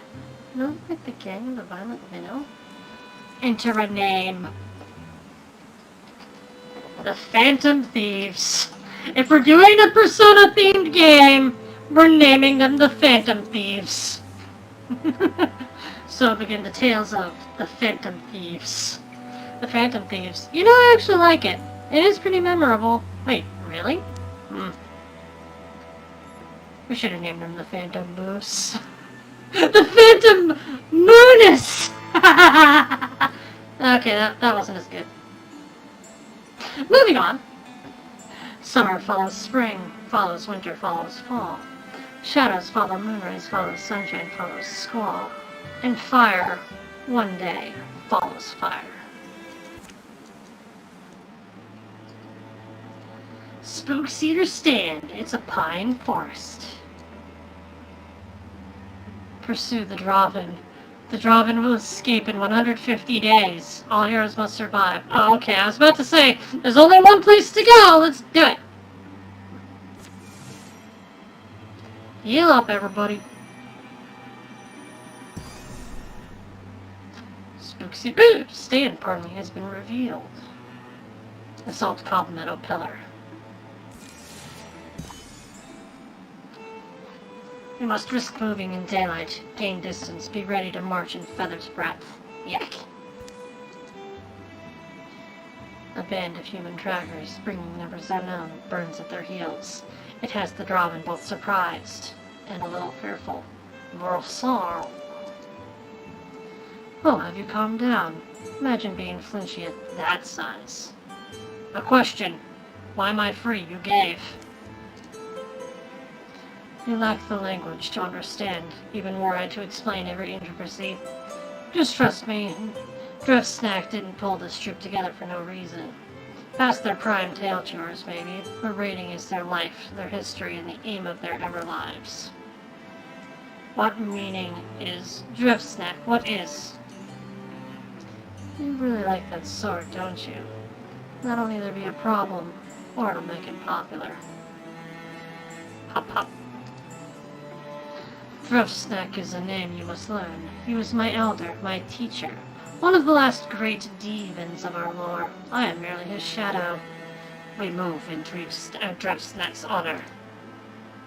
Yes, you owe your freedom not to me, but to his wisdom and the respect he commanded. In moments they'll be underway again. Meanwhile, let's smoke. The days have been grueling. Always the Drauven are ahead, leaving spare sign behind them, having little leaf, much less slat. If it's plainly visible, that means we need to avoid approaching it directly. Come at an angle or we'll be giving them both our flanks. You're really that versed in war? In fighting Drauven? Don't be impressed. Doesn't want to tell you, but she and the Fairmaster Rogues Ardenmold? Student and teacher. That's not completely it. Ropes was my senior, yes. I joined the fight towards the end of the last conflict. I was there when he slew that Drauven Lord and took the sun. I argued that if anyone were to raise the Drauven, it should be with compassion, as we would a human orphan of war. I was just a greenhorn then. We need to make our decision early. Probably. Split and sneak up, or tighten together. Speed, I'll say, is necessary either way.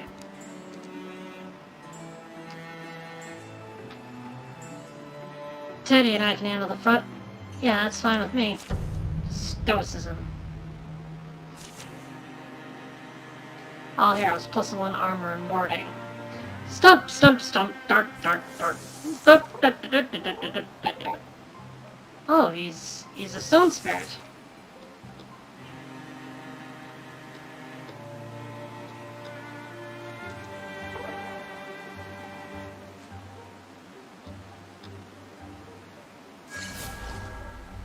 I'll do Foxflight because I want her to get close. It's alright, little one. Can I tell Ryuji about you? We'll give her a stone bow. I think that'll be useful. Bright Arc of Duskanoia. We're actually going to rename you.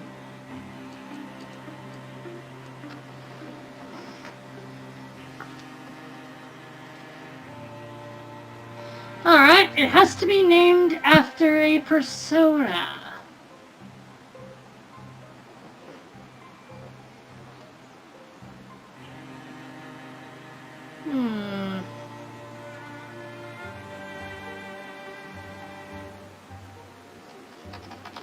fox.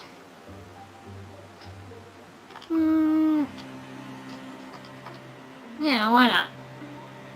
Because I believe Castor was another one.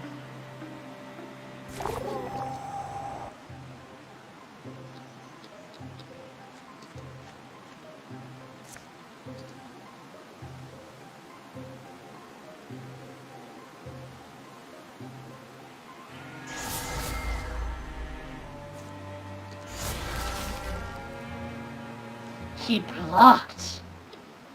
Well, that's...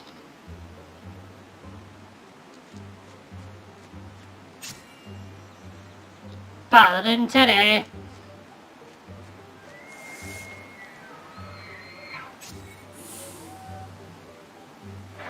Foxflight 1, dodge. And that's why I did the Foxflight there.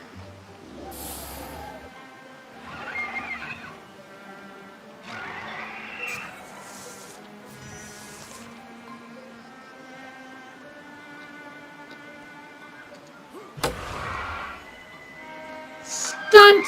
Send him flying.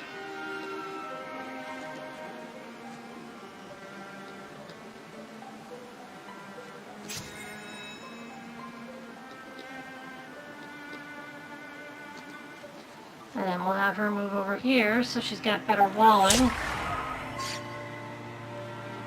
Nice! Her very first attack with it and she stunts. I am more than okay with this.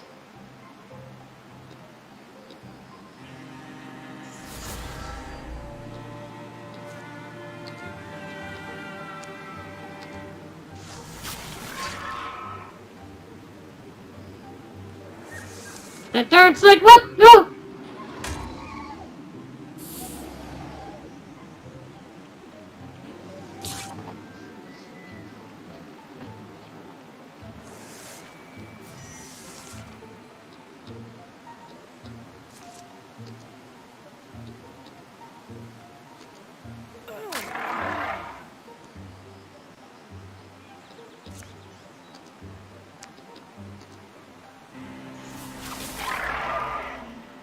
Wildcraft, got him.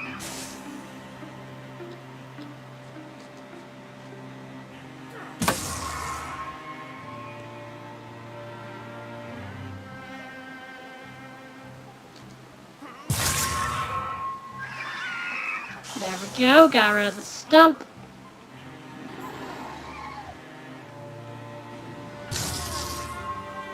Ow, Multibora's taking a lot of hits.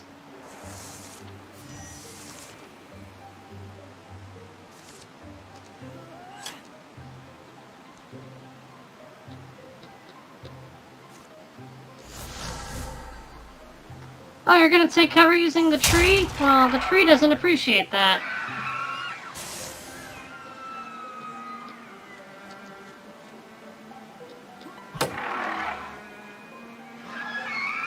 And send the stump away.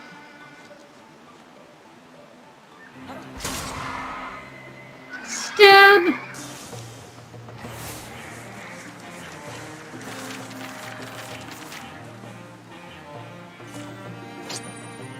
And we get a Moon necklace.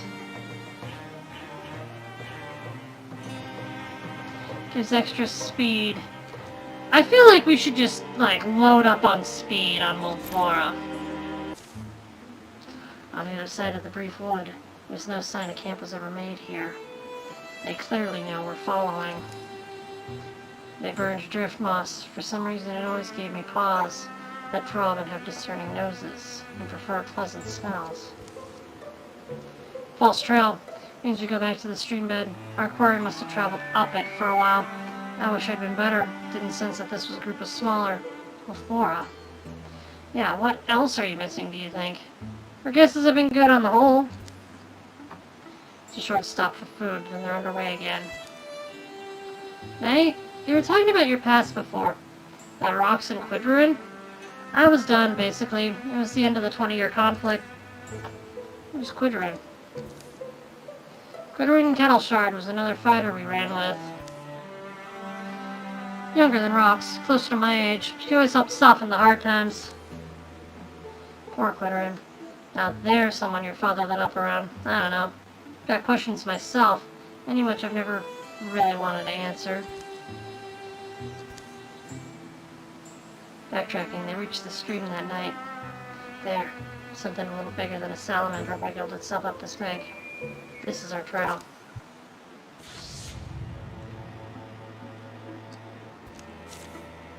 And their darts are more healthy.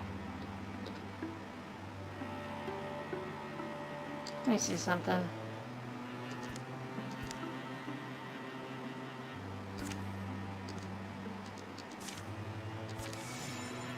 And there they go, they're healing up. March of Longusa has been revealed. Marsh of Longusa. Do you want to be a mongoose?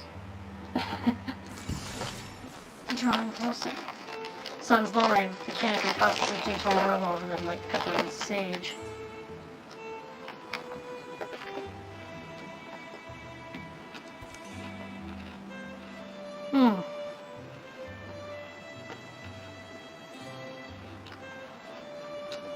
Give me a moment. Well, Bora, been a hard march today. Are waiting for me to notice your lovely neck back. It's a nice neck back, I'll give you that. Definitely a campier. Quick fire. Can see where a kettle stand dug its foot in. Not hiding as well, are they? Could that be a bad thing?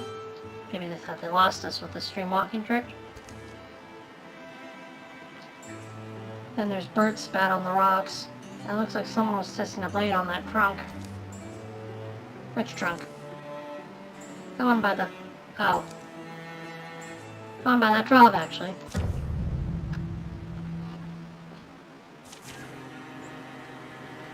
Dark stumps and haunts.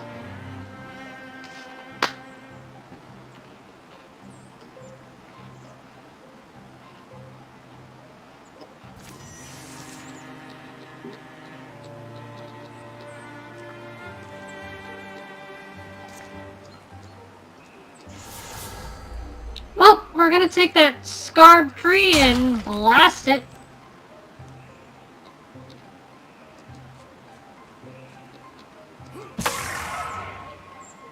I shouldn't have knocked him back like that, but it's okay. Because Mofara can move up to him and BAM!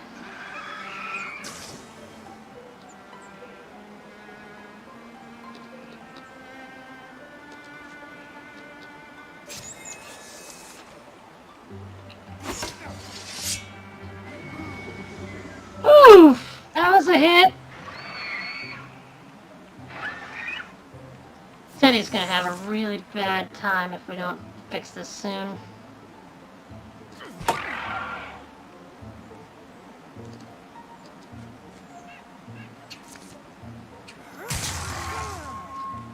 Wow, he blocked a lot of that.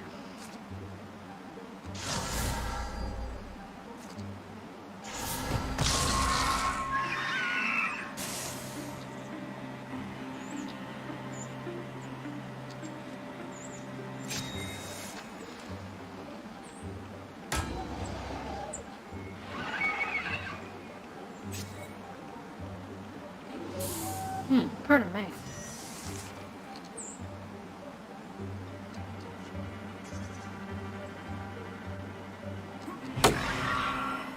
Ooh, nice.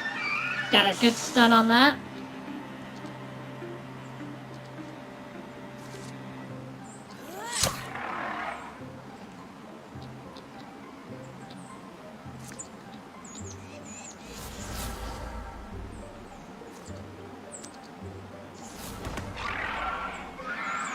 Gotta watch your back.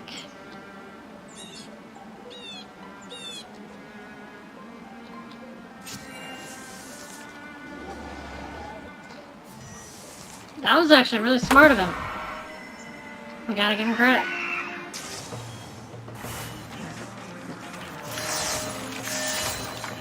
Usually loaded. The bear strength approach. Extra bonus damage. Let's give it to May, she needs it.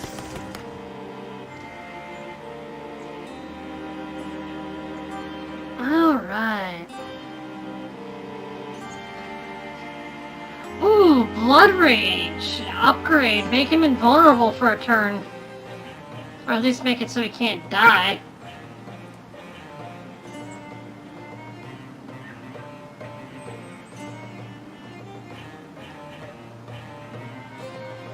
But Windwalk's really nice too.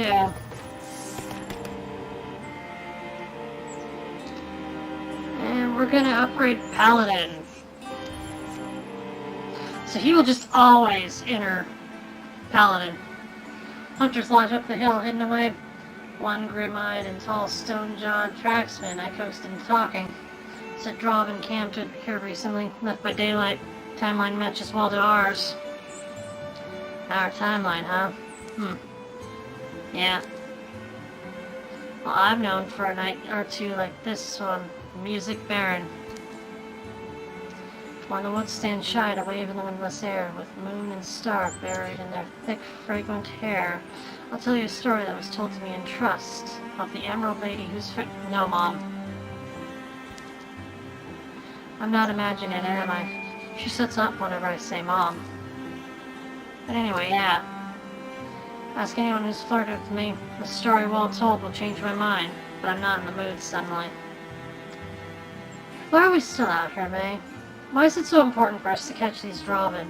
Is it about vengeance now? Because, I don't know. My feelings are similar, though I admit the challenge of it is almost driving me now.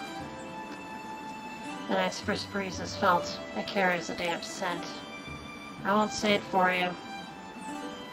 No, and you three have earned more from me than silence and staring.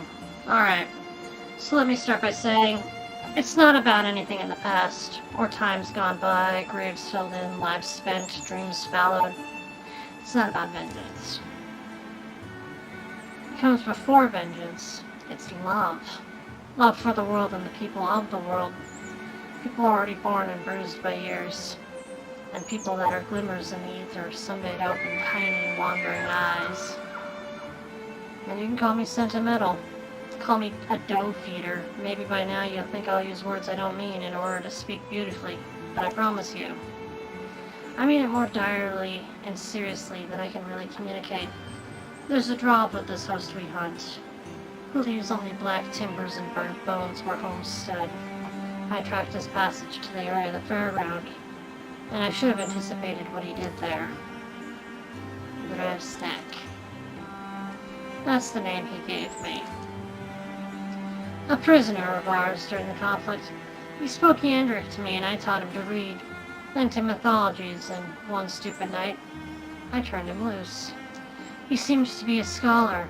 I thought myself marvelously kind. But his quest is for fire, domination, and our end. Remember. Louvain, get moving. The torches are lit for us, and we tempt discovery. Slowed by their efforts to avoid detection and obscure the package, but Saul's band makes for the Understone Causeway that first granted them entry here. Haste is fear's remedy, Louvain. Haste, those fools were days off. They feel peril building at their backs, and every gradual length of ground is excruciating wreck. Storm throats. Oh, I didn't secure this place. Let's find an item. Let's actually take some time to heal up and, search these places.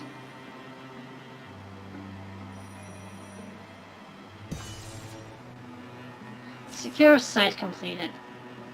Not exactly the most gripping part of the story, though, as we delve through the mysteries of Cobb Meadow Pillar. Fox quartz knee pads, extra armor. I feel like Teddy needs it. Yeah, he does. They'll forever be grateful for the work we do. At Snow Shade. There we go. Now we've got Teddy at full strength again, finally. Secure site completed. A thorough delving into the mysteries of Snow Shade has proven rewarding. Perhaps one day they'll tell our story in this very spot. Heartwoods 3. And we have a Ring of Grace.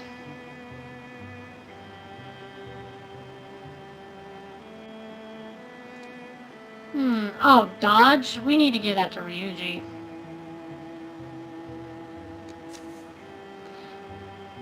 Because he's literally got that staff that'll help him with that.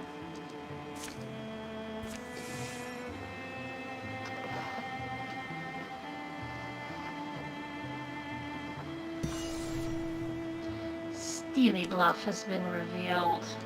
Salt Red Wine Weaver Works. The old red. Hey, Wolfboro, did you wonder, how long did you have a thing for me? There was always that undercurrent of attraction. Delicious tension, wasn't there? Only for you. I have like 6 irons in the fire, you know. When this journey's over, I believe we'll find the romance in permanence. Abiding love, like an ancient river they say, wears deep and span. Where are you two? You were getting quick, went all the way up to the ridge. Yeah, saw no one lurking. I still think this place is a little conspicuous.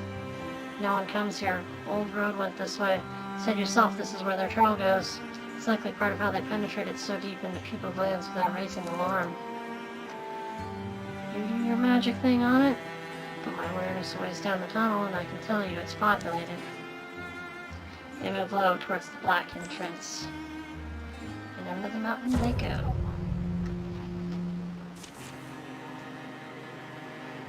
Whew, we're dealing with a lot here. We've got 9 enemies.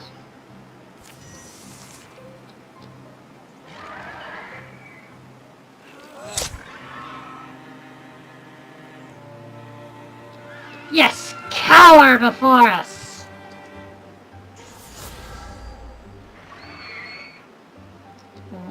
We're going to discus.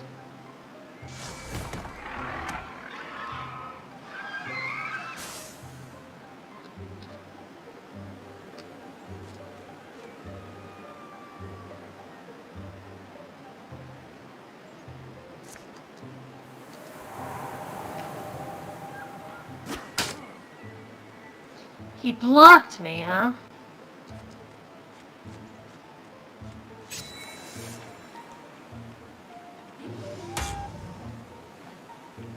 I blocked him!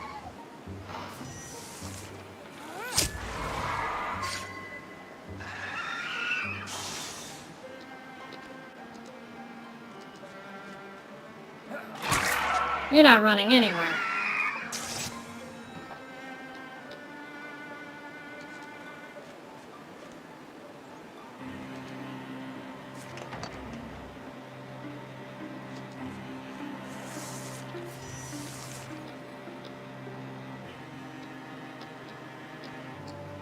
I don't think we can go this way. Nope.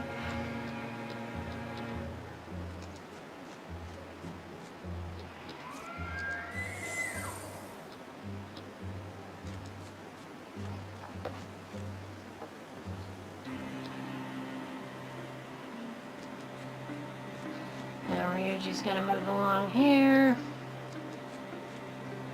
It's heading to open the door.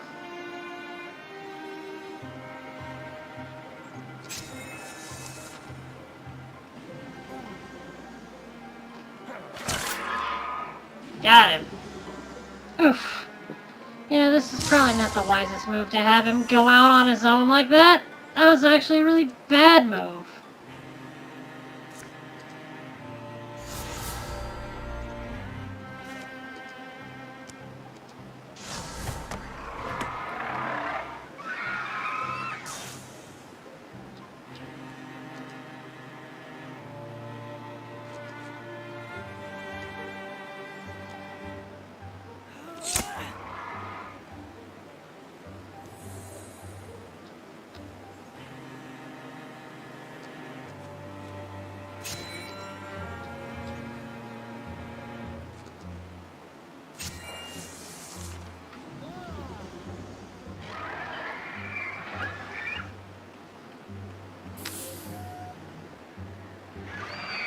I wish she had archery so she could counterattack that.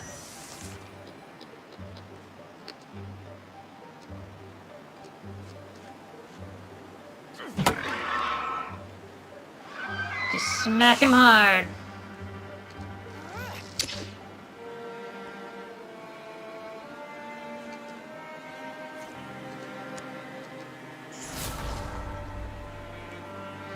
He blocked, huh?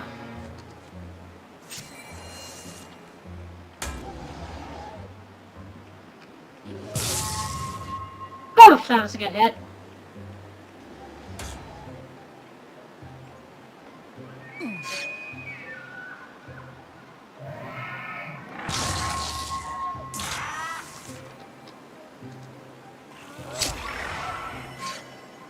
Ooh, good stun.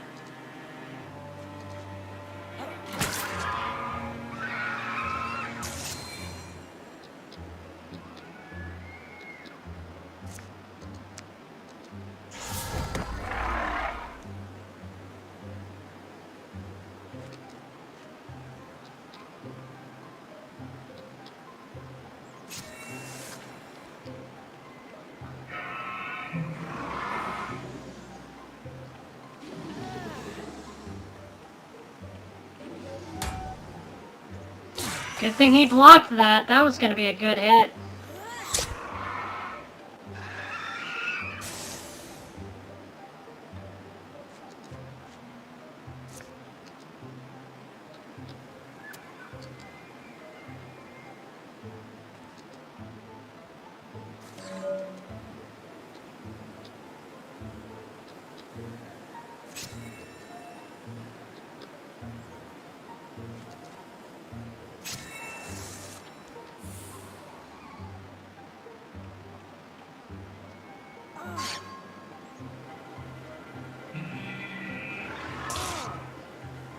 Jeez.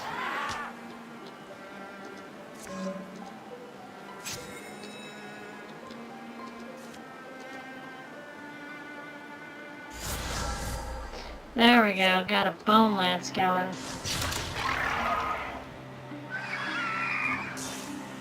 And got that darn archer.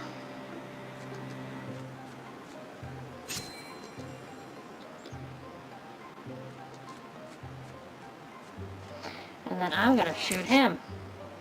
And he's gonna dodge. Not cool, man. And that's what we needed you to do.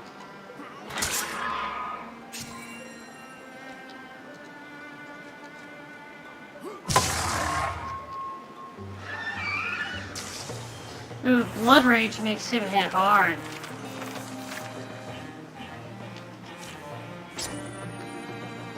And the Knight's Spindle.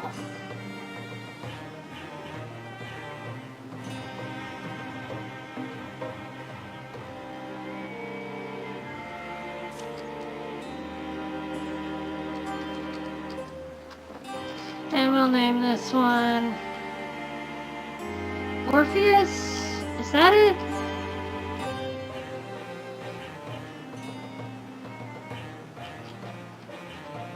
I think that's it. Wildermyth with extra health.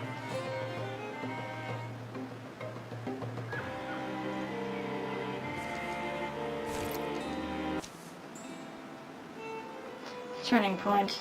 If they leave these forces to slow us, if they simply turn on us all at once, I'm not sure we'd stand much chance.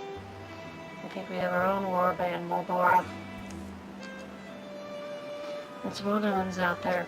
Not many friendly faces, and past Steely Bluff, it's Drauven lands. We need to catch them before they reach that far border. I know, I'm the unreasonable one, but hear me out. Going home is fine. We won. We're going to keep fighting until we lose.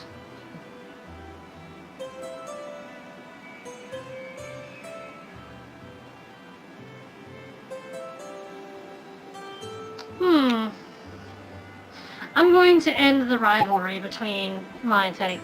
I don't know. Like the idea, I don't like the idea more than you. But Mom's my mom, so I guess that's all.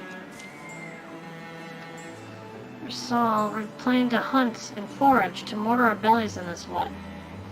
The Drauven fight exhaustion themselves, harried and perplexed by the dogged pursuit. Food is low, spirit is low. Jeff Snack would have. You speaking stop, or Saul will save us. You will walking do.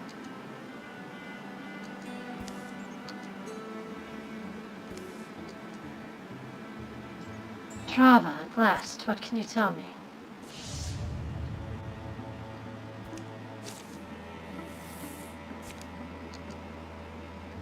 Plus 60 days, which we will spend securing this site. We will come through Red's Wine's Weaverworks.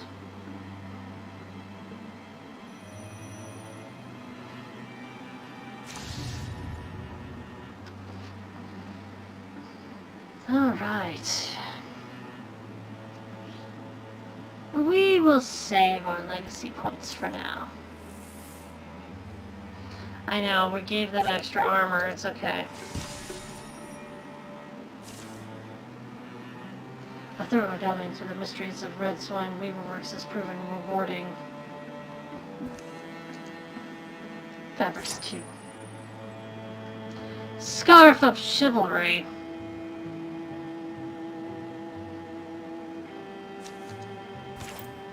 We'll give it to May. We're gonna go here and deal with some Gorgons.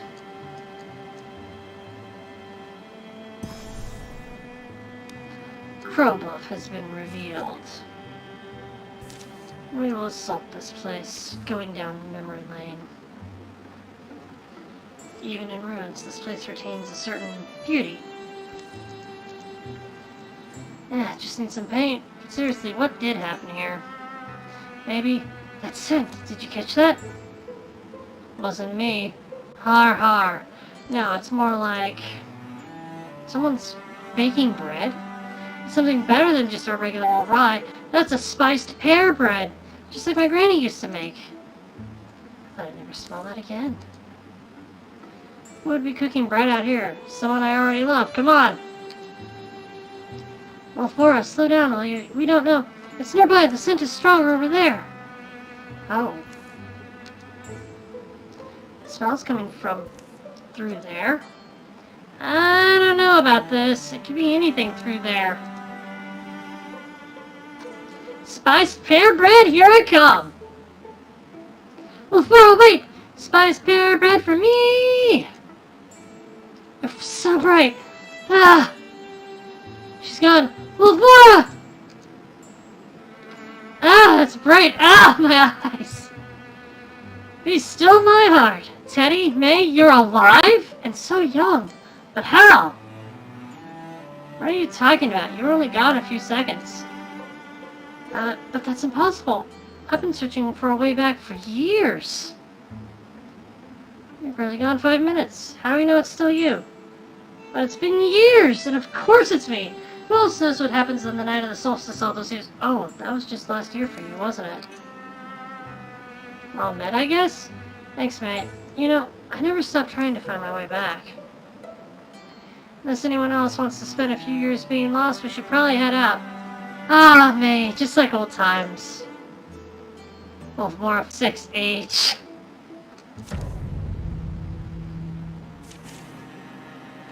Ranger Raccoon and 2 Rows.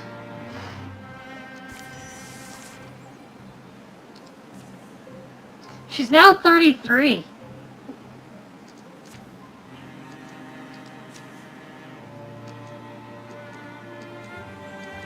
Everybody else is in their 20s.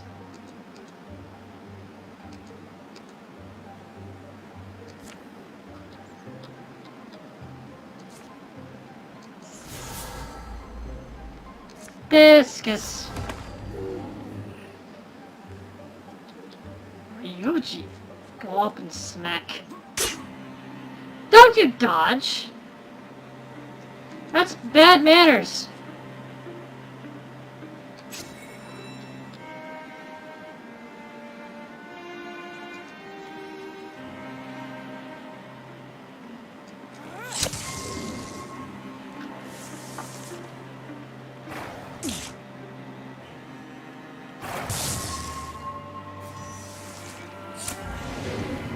Good stuff.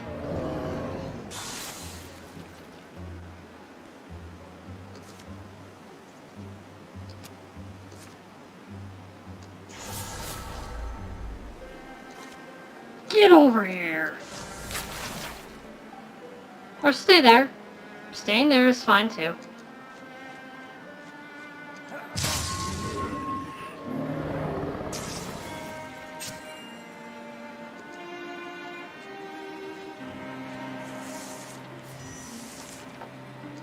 I remember the days when they didn't automatically do that.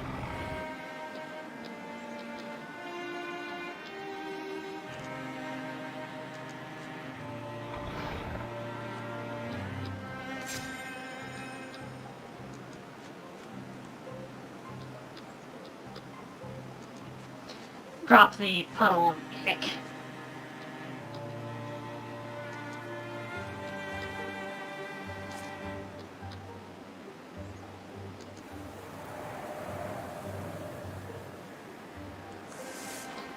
Oh, I thought he was going to get to attack, but no.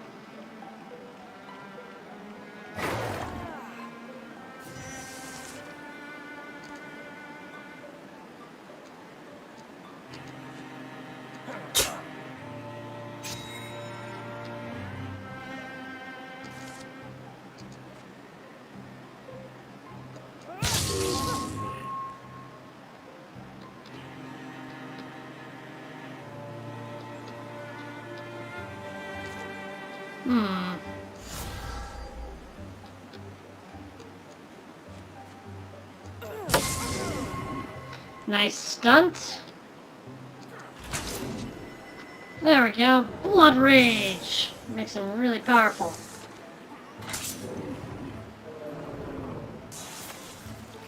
I needed that. Volture leveled up.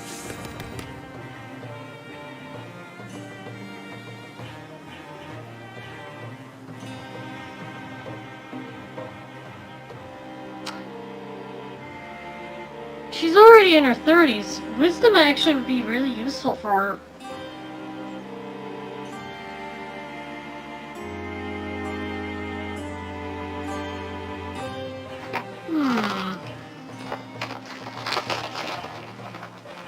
The sharpshooter would be good too.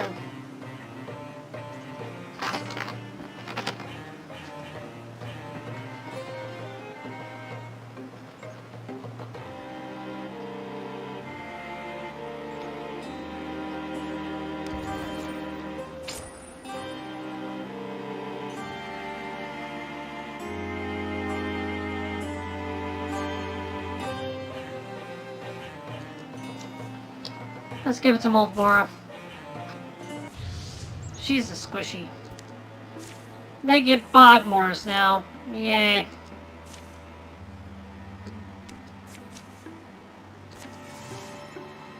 Heal up, everybody.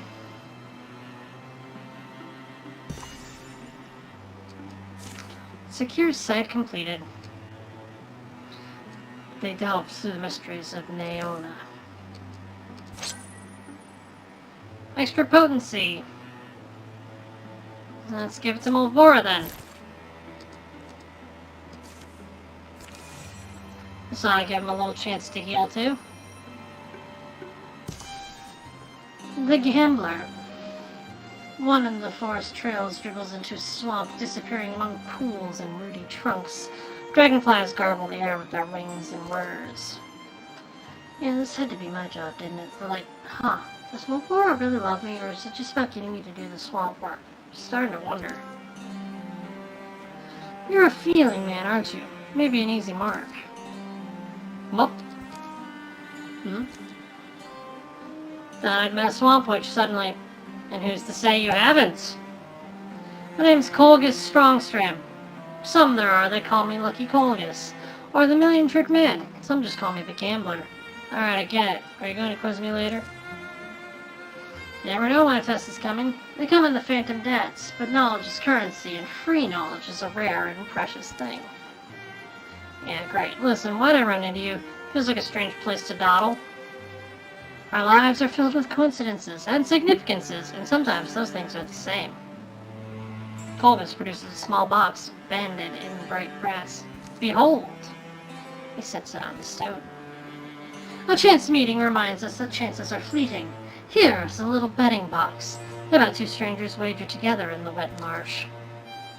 The game is guessing what's inside, and your word is your wager. You'll pay what you say.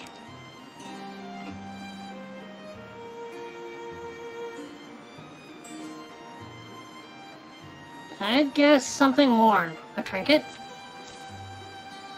A trinket, you say? Or some worn article, like my ring of grace here. Open it then. Reggie flicks the lid open and spies the small treasure nestled inside. Truly an extraordinary guess. I get these twinges, these sparks of knowing. Sure you want to part with it? You wagered and won. That's rules. Also, it wasn't something I cherished. Wanted and Baron got the burly bellmaker, betting how many birds would be on the tavern roof by the time he went outside. Hey, what's your name? Did you say it? Reggie Loden. How many were there? No birds. It's past midnight. Very well, Ryoji Loden. May fortunes find us on a drinking bench someday. And we get to the feather steel strap with extra speed, which we're just going to give to Mulvora to just make her all the speedier. Gotta go fast. Forest Shrine, let's go. The Drauven will escape in 77 days. We won't let that happen now, will we?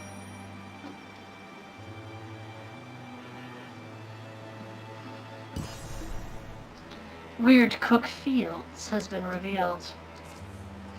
And we will assault Golmood Waterwheel.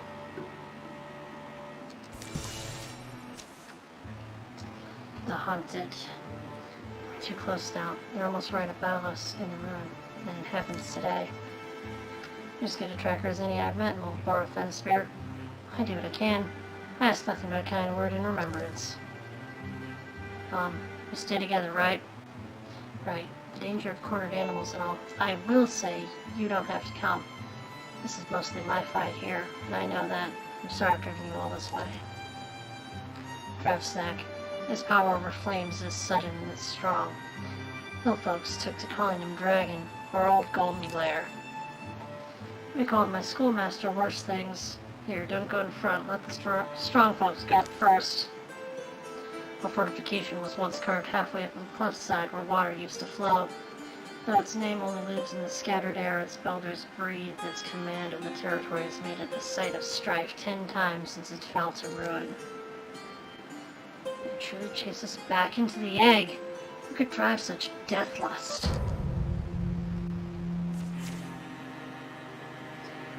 A stump! 2 dots, a third dart, a stormthroat, and yet another stormthroat. Carefully and quietly it looks for an opening and faces its next shot. Turning its nose to the earth and sky, it hunts, it seeks, it bellows like a thundercloud.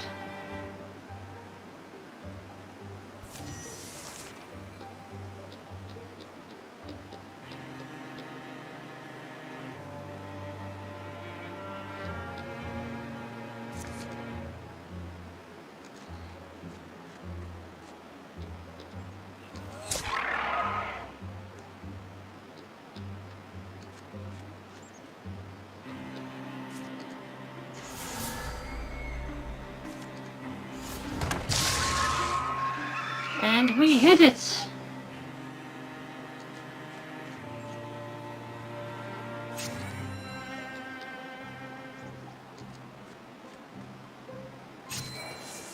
I just realized that thing's not going to come closer.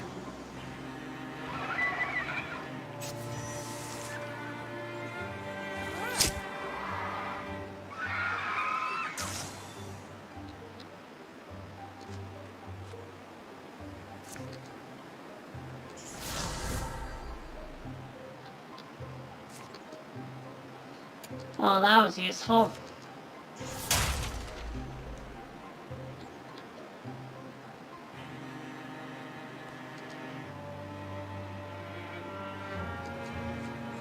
Let Teddy go up.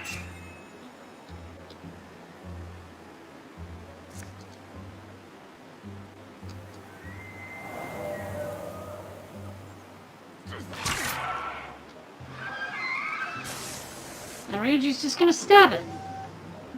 Oh. should have had him using the Oaken brand.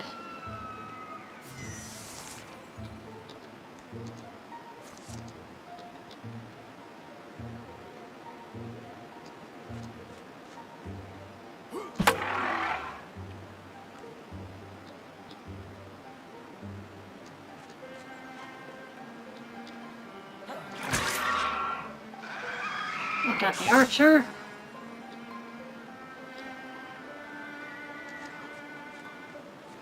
Wolfmora will come up from the side and... Got it.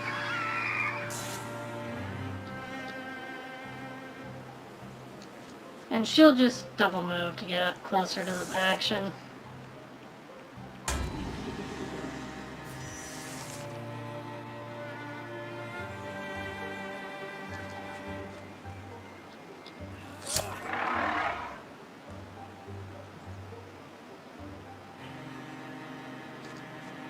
Just gonna move a little closer.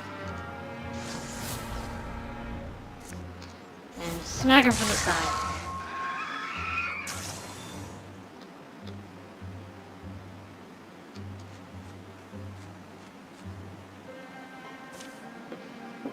Drevsnack!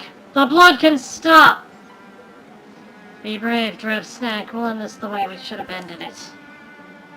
You say name of Drevsnack. The soft skull know this name. You speak Yondering. Drevsnack did teaching to me. Forgot my...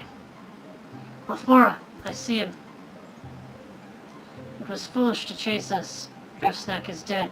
Out of our soul. He is the mighty thief. Shit! Jag killen! Give in! Kör sexion. Drevsnack in. Click. Pointless is talking now. Pointless is you living. Be dead. A bird beast's blasting call seems to jolt even the old stones awake. Then the ruins are alive with scowling Drauven shapes. Skryak! Well, friends? I guess it's our turn to run. Raid Knight, dart into stumps. Escape the Drauven ambush. Drauven will keep coming.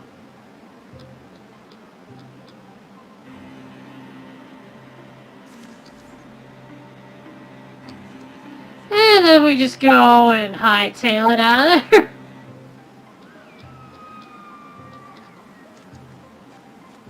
Don't be a hero, guys.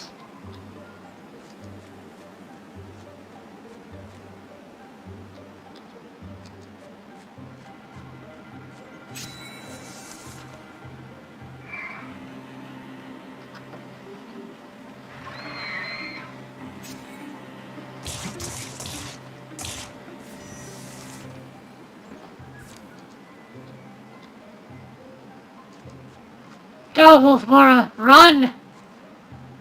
You have all the speed you ever need.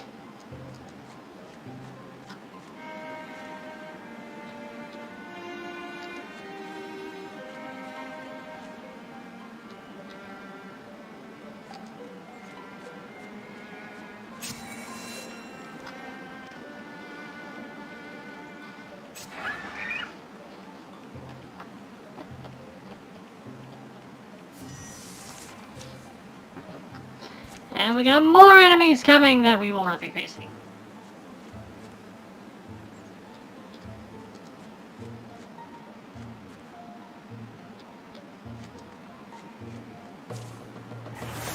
And we live!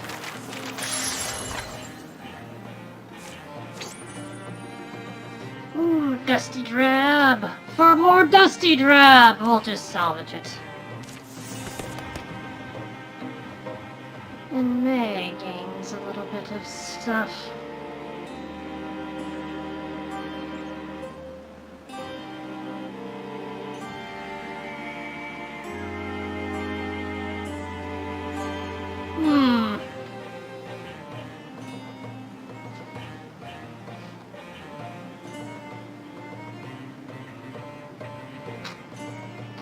Vigor Flow is interesting, but I don't think it suits her. I think we're gonna go with Bard! It was miserable misthinking, Drava, letting them chase us so long. Your hateful little eyes agree with me. Streak? No, I suppose these lessons must be learned for wisdom to grow. Other Drauvens allow humans escape. Why do? What do you care? They've killed how many of us? Always better, thieving, to let water flow where it will. Give it room to leave you dry. Up.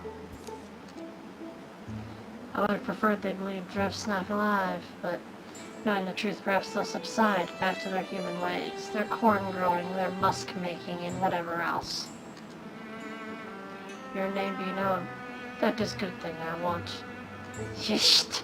Your loyalty is noted, young warlord. Let us hope it is more helpful than annoying. I don't see any shadows up on the path, but I'm going through the water here and starting northeast, out of arrow shot. We'll course correct and head southeast. They eat cold food where their aching feet stop. A shrine here seems to promise safe sleep. Drevsnak dead. My error. It cost you all so much. So much time, so much of your innocence. It was a waste, and I'm truly sorry. What I was thinking was, how do you know what that drop said was true? Couldn't they be hiding him from you? The smaller one? Called Versal? The way he spoke. Jag kan inte du You understood that, huh? Roughly. Something to the effect of, shut your lizard trap. Mom? You're gonna leave again, aren't you? This time, I want to go with you. It's a long way I plan to go. Away from any friends you've made, to lonesome places in search of lonely wisdom. A lot of it Drauven flavored, I'm afraid, but I'd be happy to have you along. Spring's well underway by the time they return to Meadowvale. There's no hero's welcome. No one really knew why they'd left in the first place. Survivors of the burning fairground, don't forget it.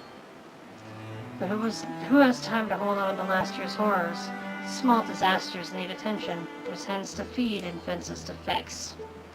Life, for many folks in many years, falls into a peaceful curve. 10 years of peace follow.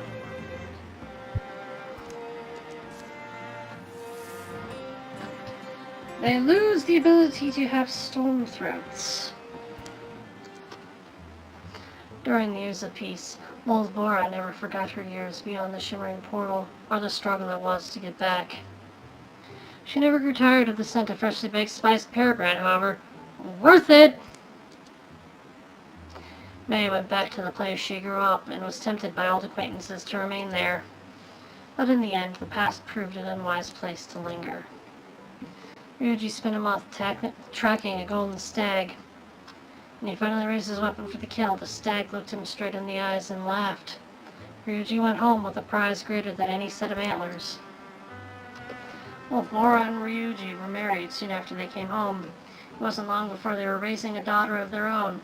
In those early years, the girl would be raised where Vulture had been, in the lodge home of her family. Teddy and May enjoyed talking about the old days over a campfire. Teddy would pause sometimes and ask May if they had done the best they could. May always assured him that they had.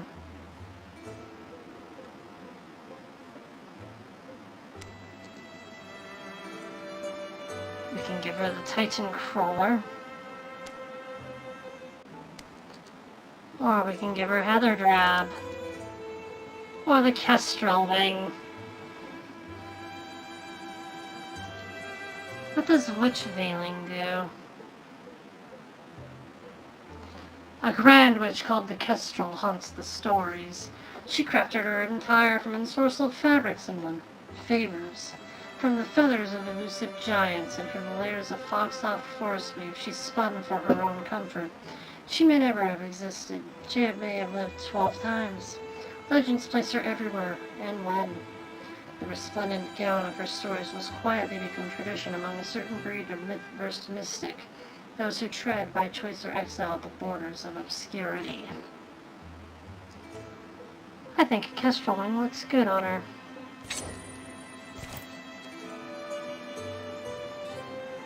Teddy! Buddy, we need to give you better armor.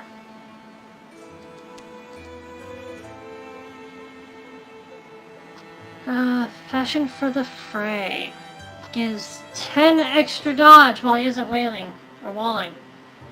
You know, given how I've been playing him, throwing him into battle, I think Rain Scoth is what he would work best with. All weather armor composed largely of leather, it's light enough to be worn for days on end, stout enough for the rocks and thorns. In recent generations, such costumes have become associated with banditry.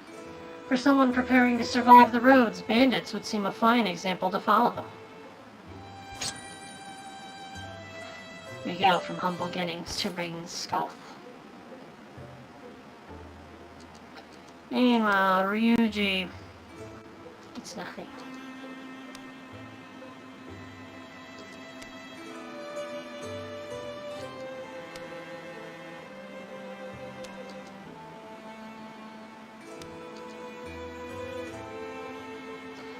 Alright, let's see. We got a tier 1 Oakenbrand, we got a tier 1 Orpheus.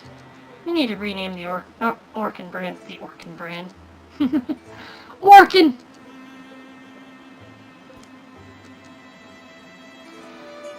And up here's where to go for extra work. Some fixing projects, some junk that needs sorting. Kept animals when my husband was still my husband. Oh, no. Kept animals when my husband was still my husband. Door gets rusted closed, so I never use the bolt. That's why you see just a rope and a hook. But it blows open, or that sheep tries to eat the rope or something, knocks it off its hook. So I appreciate you checking up on it when you can. What you looking at? Cobb's the final sheep. Cobb, huh? Cobby Cobb. What a bright sheep. And of course she's the last of my sheep. I hate her. Still, she doesn't leave, so you'll have to feed her. I can do her baths. Alright, so also in here. Let's show you what's also in here. Also, and here's a... Whoa! It's a lady. Yes, that's a grown woman. There's another one, a man, rather. Yes, 2 people, I guess. Oh, Mom, wake up. That doesn't often happen, but I do think it's pretty weird when it does. Summer's ending, and fall sends early winds to lash this Yondering. Proud tall trees must bend. Even the stones feel it. High on the mountains, jarred rocks plummet off seats they'd held since mountains were raised. This afternoon's you letter was fake. Wolfboro Fenspare, they say you're a mom now. They do. Girl's excited to stay the fall with my mother and father. Ryuji wasn't going to be left behind. Children are brave, but in Wolfboro, don't leave her for too long. You just come doddering up one fall night, huh? Ryuji loaded. You look broader and handsomer than ever. Simple subjects come first. Bag warm meals followed by toasts and a glossy accounting of all the years. The remembrances are abbreviated. The nature of their business tonight is grimmer even than it was all those years ago. Good to hear that the problem's still relatively remote, but a journey's needed then. Yeah, and there's trouble on the road. More, probably. We walked it. Never have I been called so directly and powerfully to violence. Slaves? Why? Why would Drauven do this? I don't know what exactly they're digging for. Or do they carve caves and hollow out mountainsides to act as fortifications? I can only imagine. They move earth, they eat and drink from troughs, sleep chained to stones and each other. I don't know how many. They're all human, though. Their numbers grow as their bone-helmed knight has his way with the land and landsfolk. He and his Drauven break any militia force that challenges them. And you believe it really is? I haven't seen him, but the description of his size and sword leave little doubt. And in a way, it's our fault. There's too much we don't know for us to take full responsibility. Yeah, yes, maybe. But I can see why you thought to come get us. We're probably the ones who know this former captive himself know him best. Fate wears a particular cloak. It's woven of quiet. When he sweeps through our lives, we sense it, and our hearts lean to follow him. Wormwoods isn't on any map I own. Must be more than a season's walk. Worry about our girl. I'm afraid it'll likely be more akin to a war campaign than a hunting trip. The way I see it, there's a couple distinct ways to go about this. We speed straight towards our enemy in their full force, the way we did it last time. Or we can be more methodical, take out Drauven holdings, weaken their position while strengthening ours. Well, maybe the slower way we can afford a few trips home. I was also thinking that, but I'm glad it was you who said it. The shadows deepen. All monster groups will draw an extra monster card in every battle. And we have a full team! Which is about to get fuller. The sickness. Oh no! Opportunity. Barren Lake seems to drift in the night. Haunted ships slicing still seas in silence. The village languishes in the grips of an awful disease. Many lives taken, many more taken ill. Is that Moflora? Yuji, you're beautiful. No one is on the streets but them. The stink of disease curls out each window. Only crickets and the occasional owl song are there to remember the world won't end tonight. And fate sends me much needed aid. Your star and mine so often spiral close. I rarely touch, I'm sorry to say. It hangs over me, Ryuji, a brilliant lodestar. The road will be long. I feel the morning I was born for soon may dawn. The morning you were born for? Which horizon should I look to? Make it a whole wild place that appeared to me in a dream. There's poison in this town that was born somewhere distant. And I suppose there's a chance this was just a dream. Just like any other dream. No, I can't explain it, but I've been living under the shadow of this tomb my whole life. The journey begins at the downward tip of the year's longest night. Perhaps it's merely coincidence. Or perhaps destiny's hand has touched the scales. Truly, there is no solider thing than fate. We'll send these two. War skies. The day is already dying, and the sun was never more than murky. The journey has only begun, but any ruthless distance will soon remind the body of its flaws. On the horizon's other side, Warlord Winston Pjark has returned. She stands fierce at your fire. Good. Pjark is faster than others. My news is for the Warlord, Steven. I am his wing and spear. You're strong and proud, I see that. But I know that the Warlord and I are tied at the tail. Don't expect to reach across my jaws unbitten. I only do what has been asked of me. Then you or the Drow others describe you to me. Warlord. The moon shell is not whole again, but already you will return here. Pjark is the swiftest flyer, Warlord. Young for Winston, but dutiful. My mission. I wish I do use wings the way Pjark is due.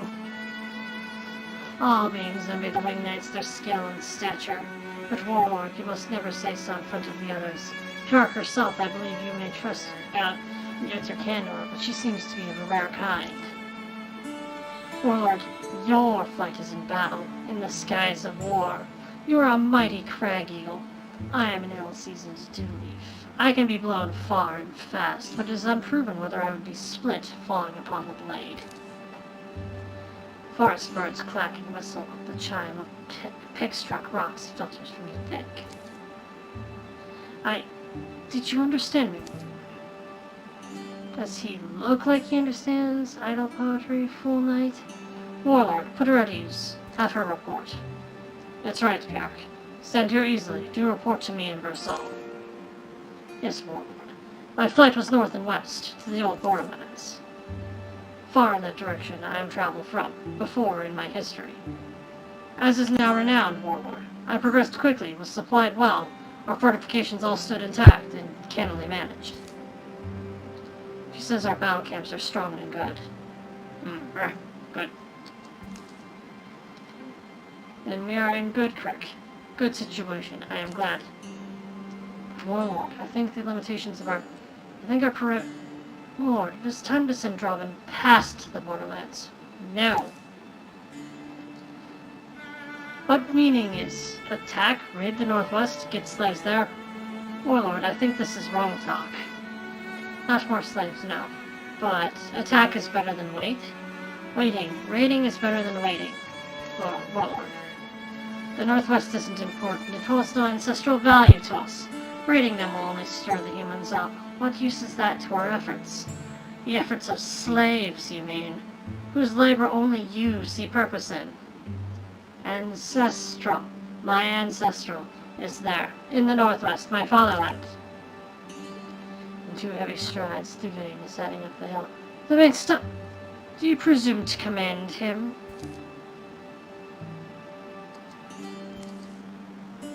You're right, said Pierre. I commend you for correcting me.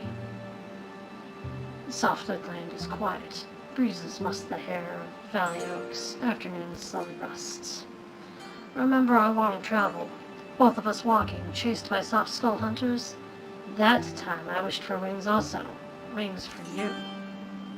I was weak that time. Now time's strong. I make human ones flinch. Soft skulls, I put cages on them. Around them?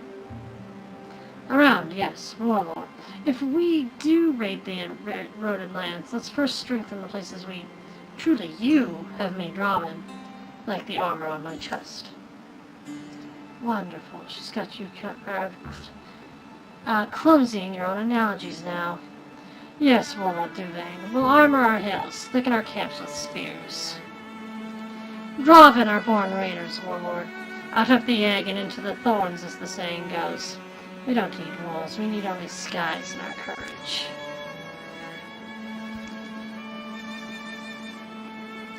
Drauven is Drauvenborn. A raid is need. Raid immediate incursion. Or I trust to Versal. He has a head. It's a good thinking head. Wise is the word. All Drauven sites get an extra card. Ah! This one's rough! Because either way I'm screwing myself.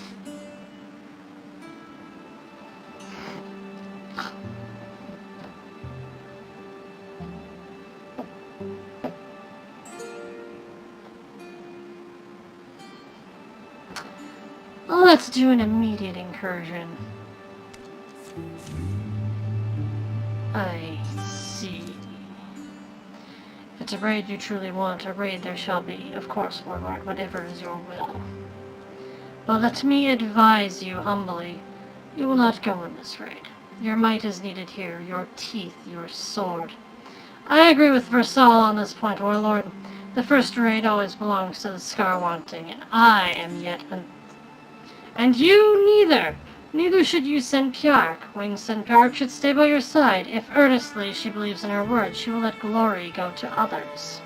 I would never try to sway my warlord in order to slake my own glory thirst. My understand is elbow level, but I think so. Piark to stay, that is what I want, if I am also due. Then, Warlord, I am honored to be a guardian in your sky. It is not honor to you, it is honor to me. Skies are good for watching in winter, not just to guarding. Drauven turns abruptly again, like a man who now remembers a pot on the fire. He speeds downhill. You are not exactly the Drauv others describe you to be, but I hope you understand. Your staying is best for him. Incursion! Drauven in great numbers move to attack your lands, driving peaceful folks before them, leveling homes and hallowed places. Your enemies will travel from tile to tile, attacking and destroying sites until they are defeated by heroes in combat or repelled by defenses you've built.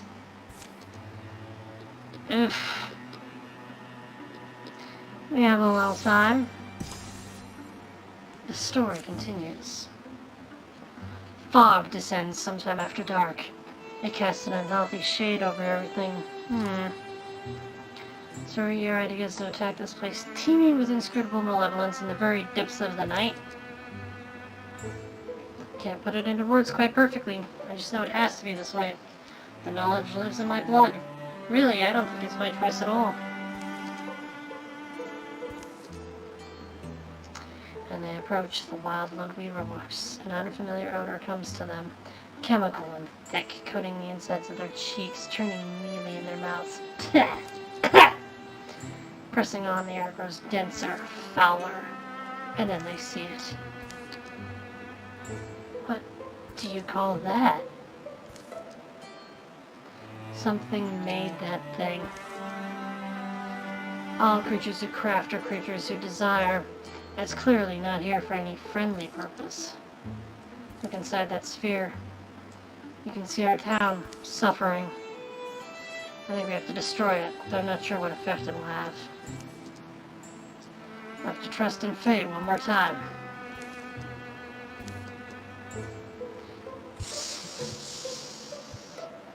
As they move to destroy the strange edifice, a hiss slices the air at their backs. The creature hasn't seen them. Big surprise, I guess. It's guarded.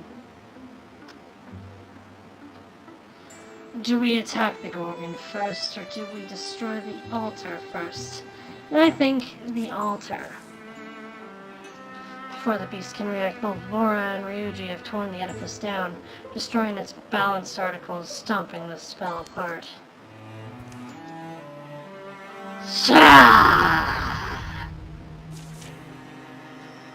All foes suffer 2 damage at the start of the mission. It's a Gorgon!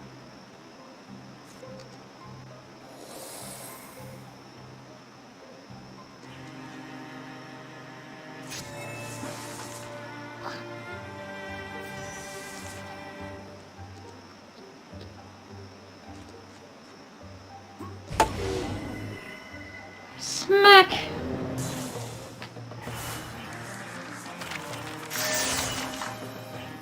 Ryuji got a level.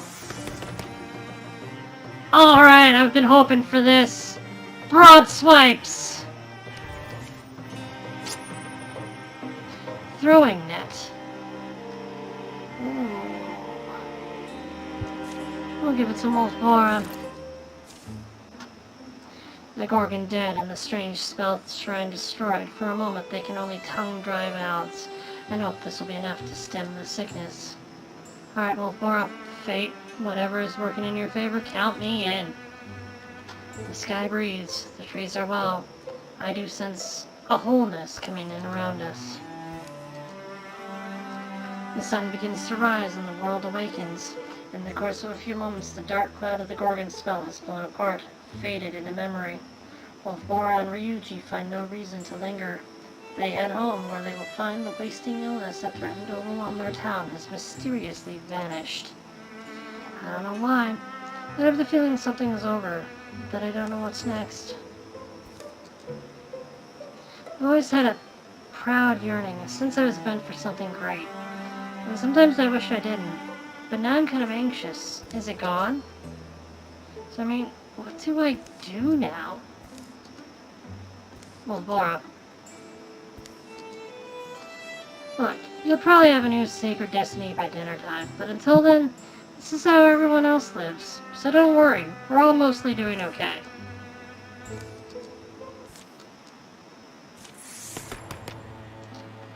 And she gained retirement age, so she undid some of her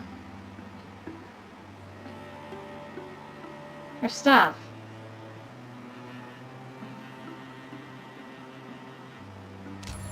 Flash cone!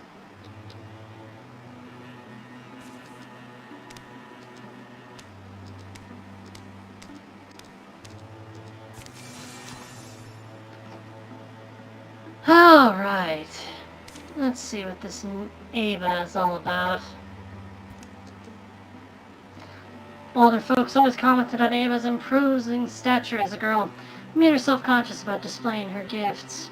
Entranced in the smile of a boy, remembered, she sometimes seemed gone to a place inside.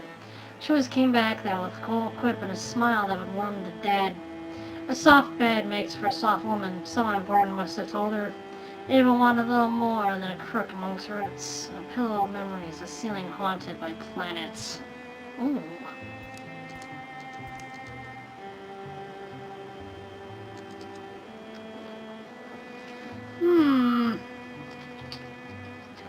Makoto trap. There we go.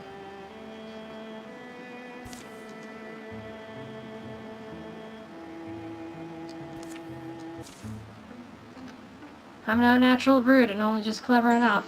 I don't know if it fits whatever mold you're looking for. But I'll fight if you'll have me. That's good to hear. I gotta ask, why then? The chickens. Hmm? The fox get in on them last month and wreaked a bit of havoc. After I cleaned up the feathers, I was angry. Not at the fox, but at the chickens. There were enough of them that they might have overwhelmed the fox, but they didn't. Or couldn't. I don't know. It wasn't a solid anger. They are chickens, after all. But we are not. Well, maybe Teddy is a little. That doesn't stop him.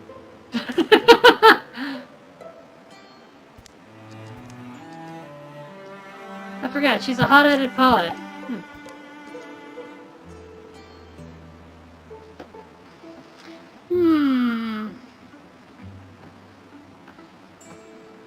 Makoto, huh?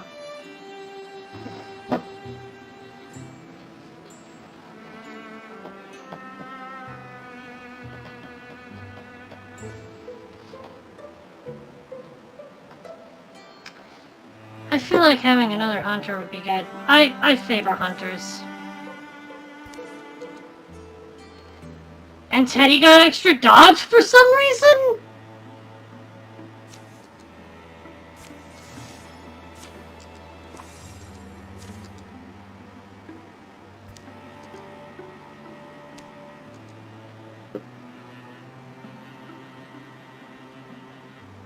I don't know.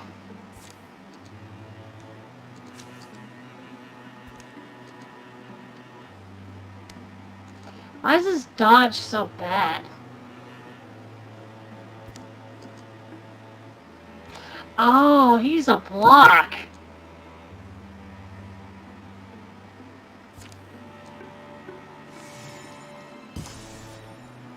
Alright, we got a Makoto. Through shot and coin moss would be good to get with it, but...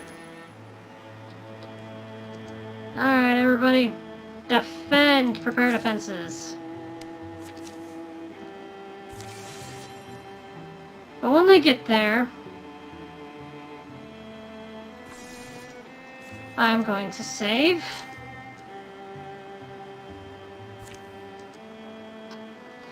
And I think that will be it for tonight. So with that in mind, thank you for watching. It's been fun.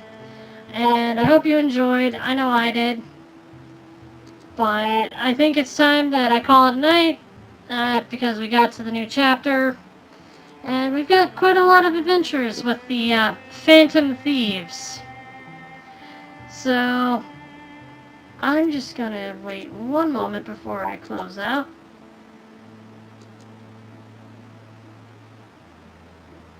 And there we go. And I thank you for watching. Have a nice night, everyone.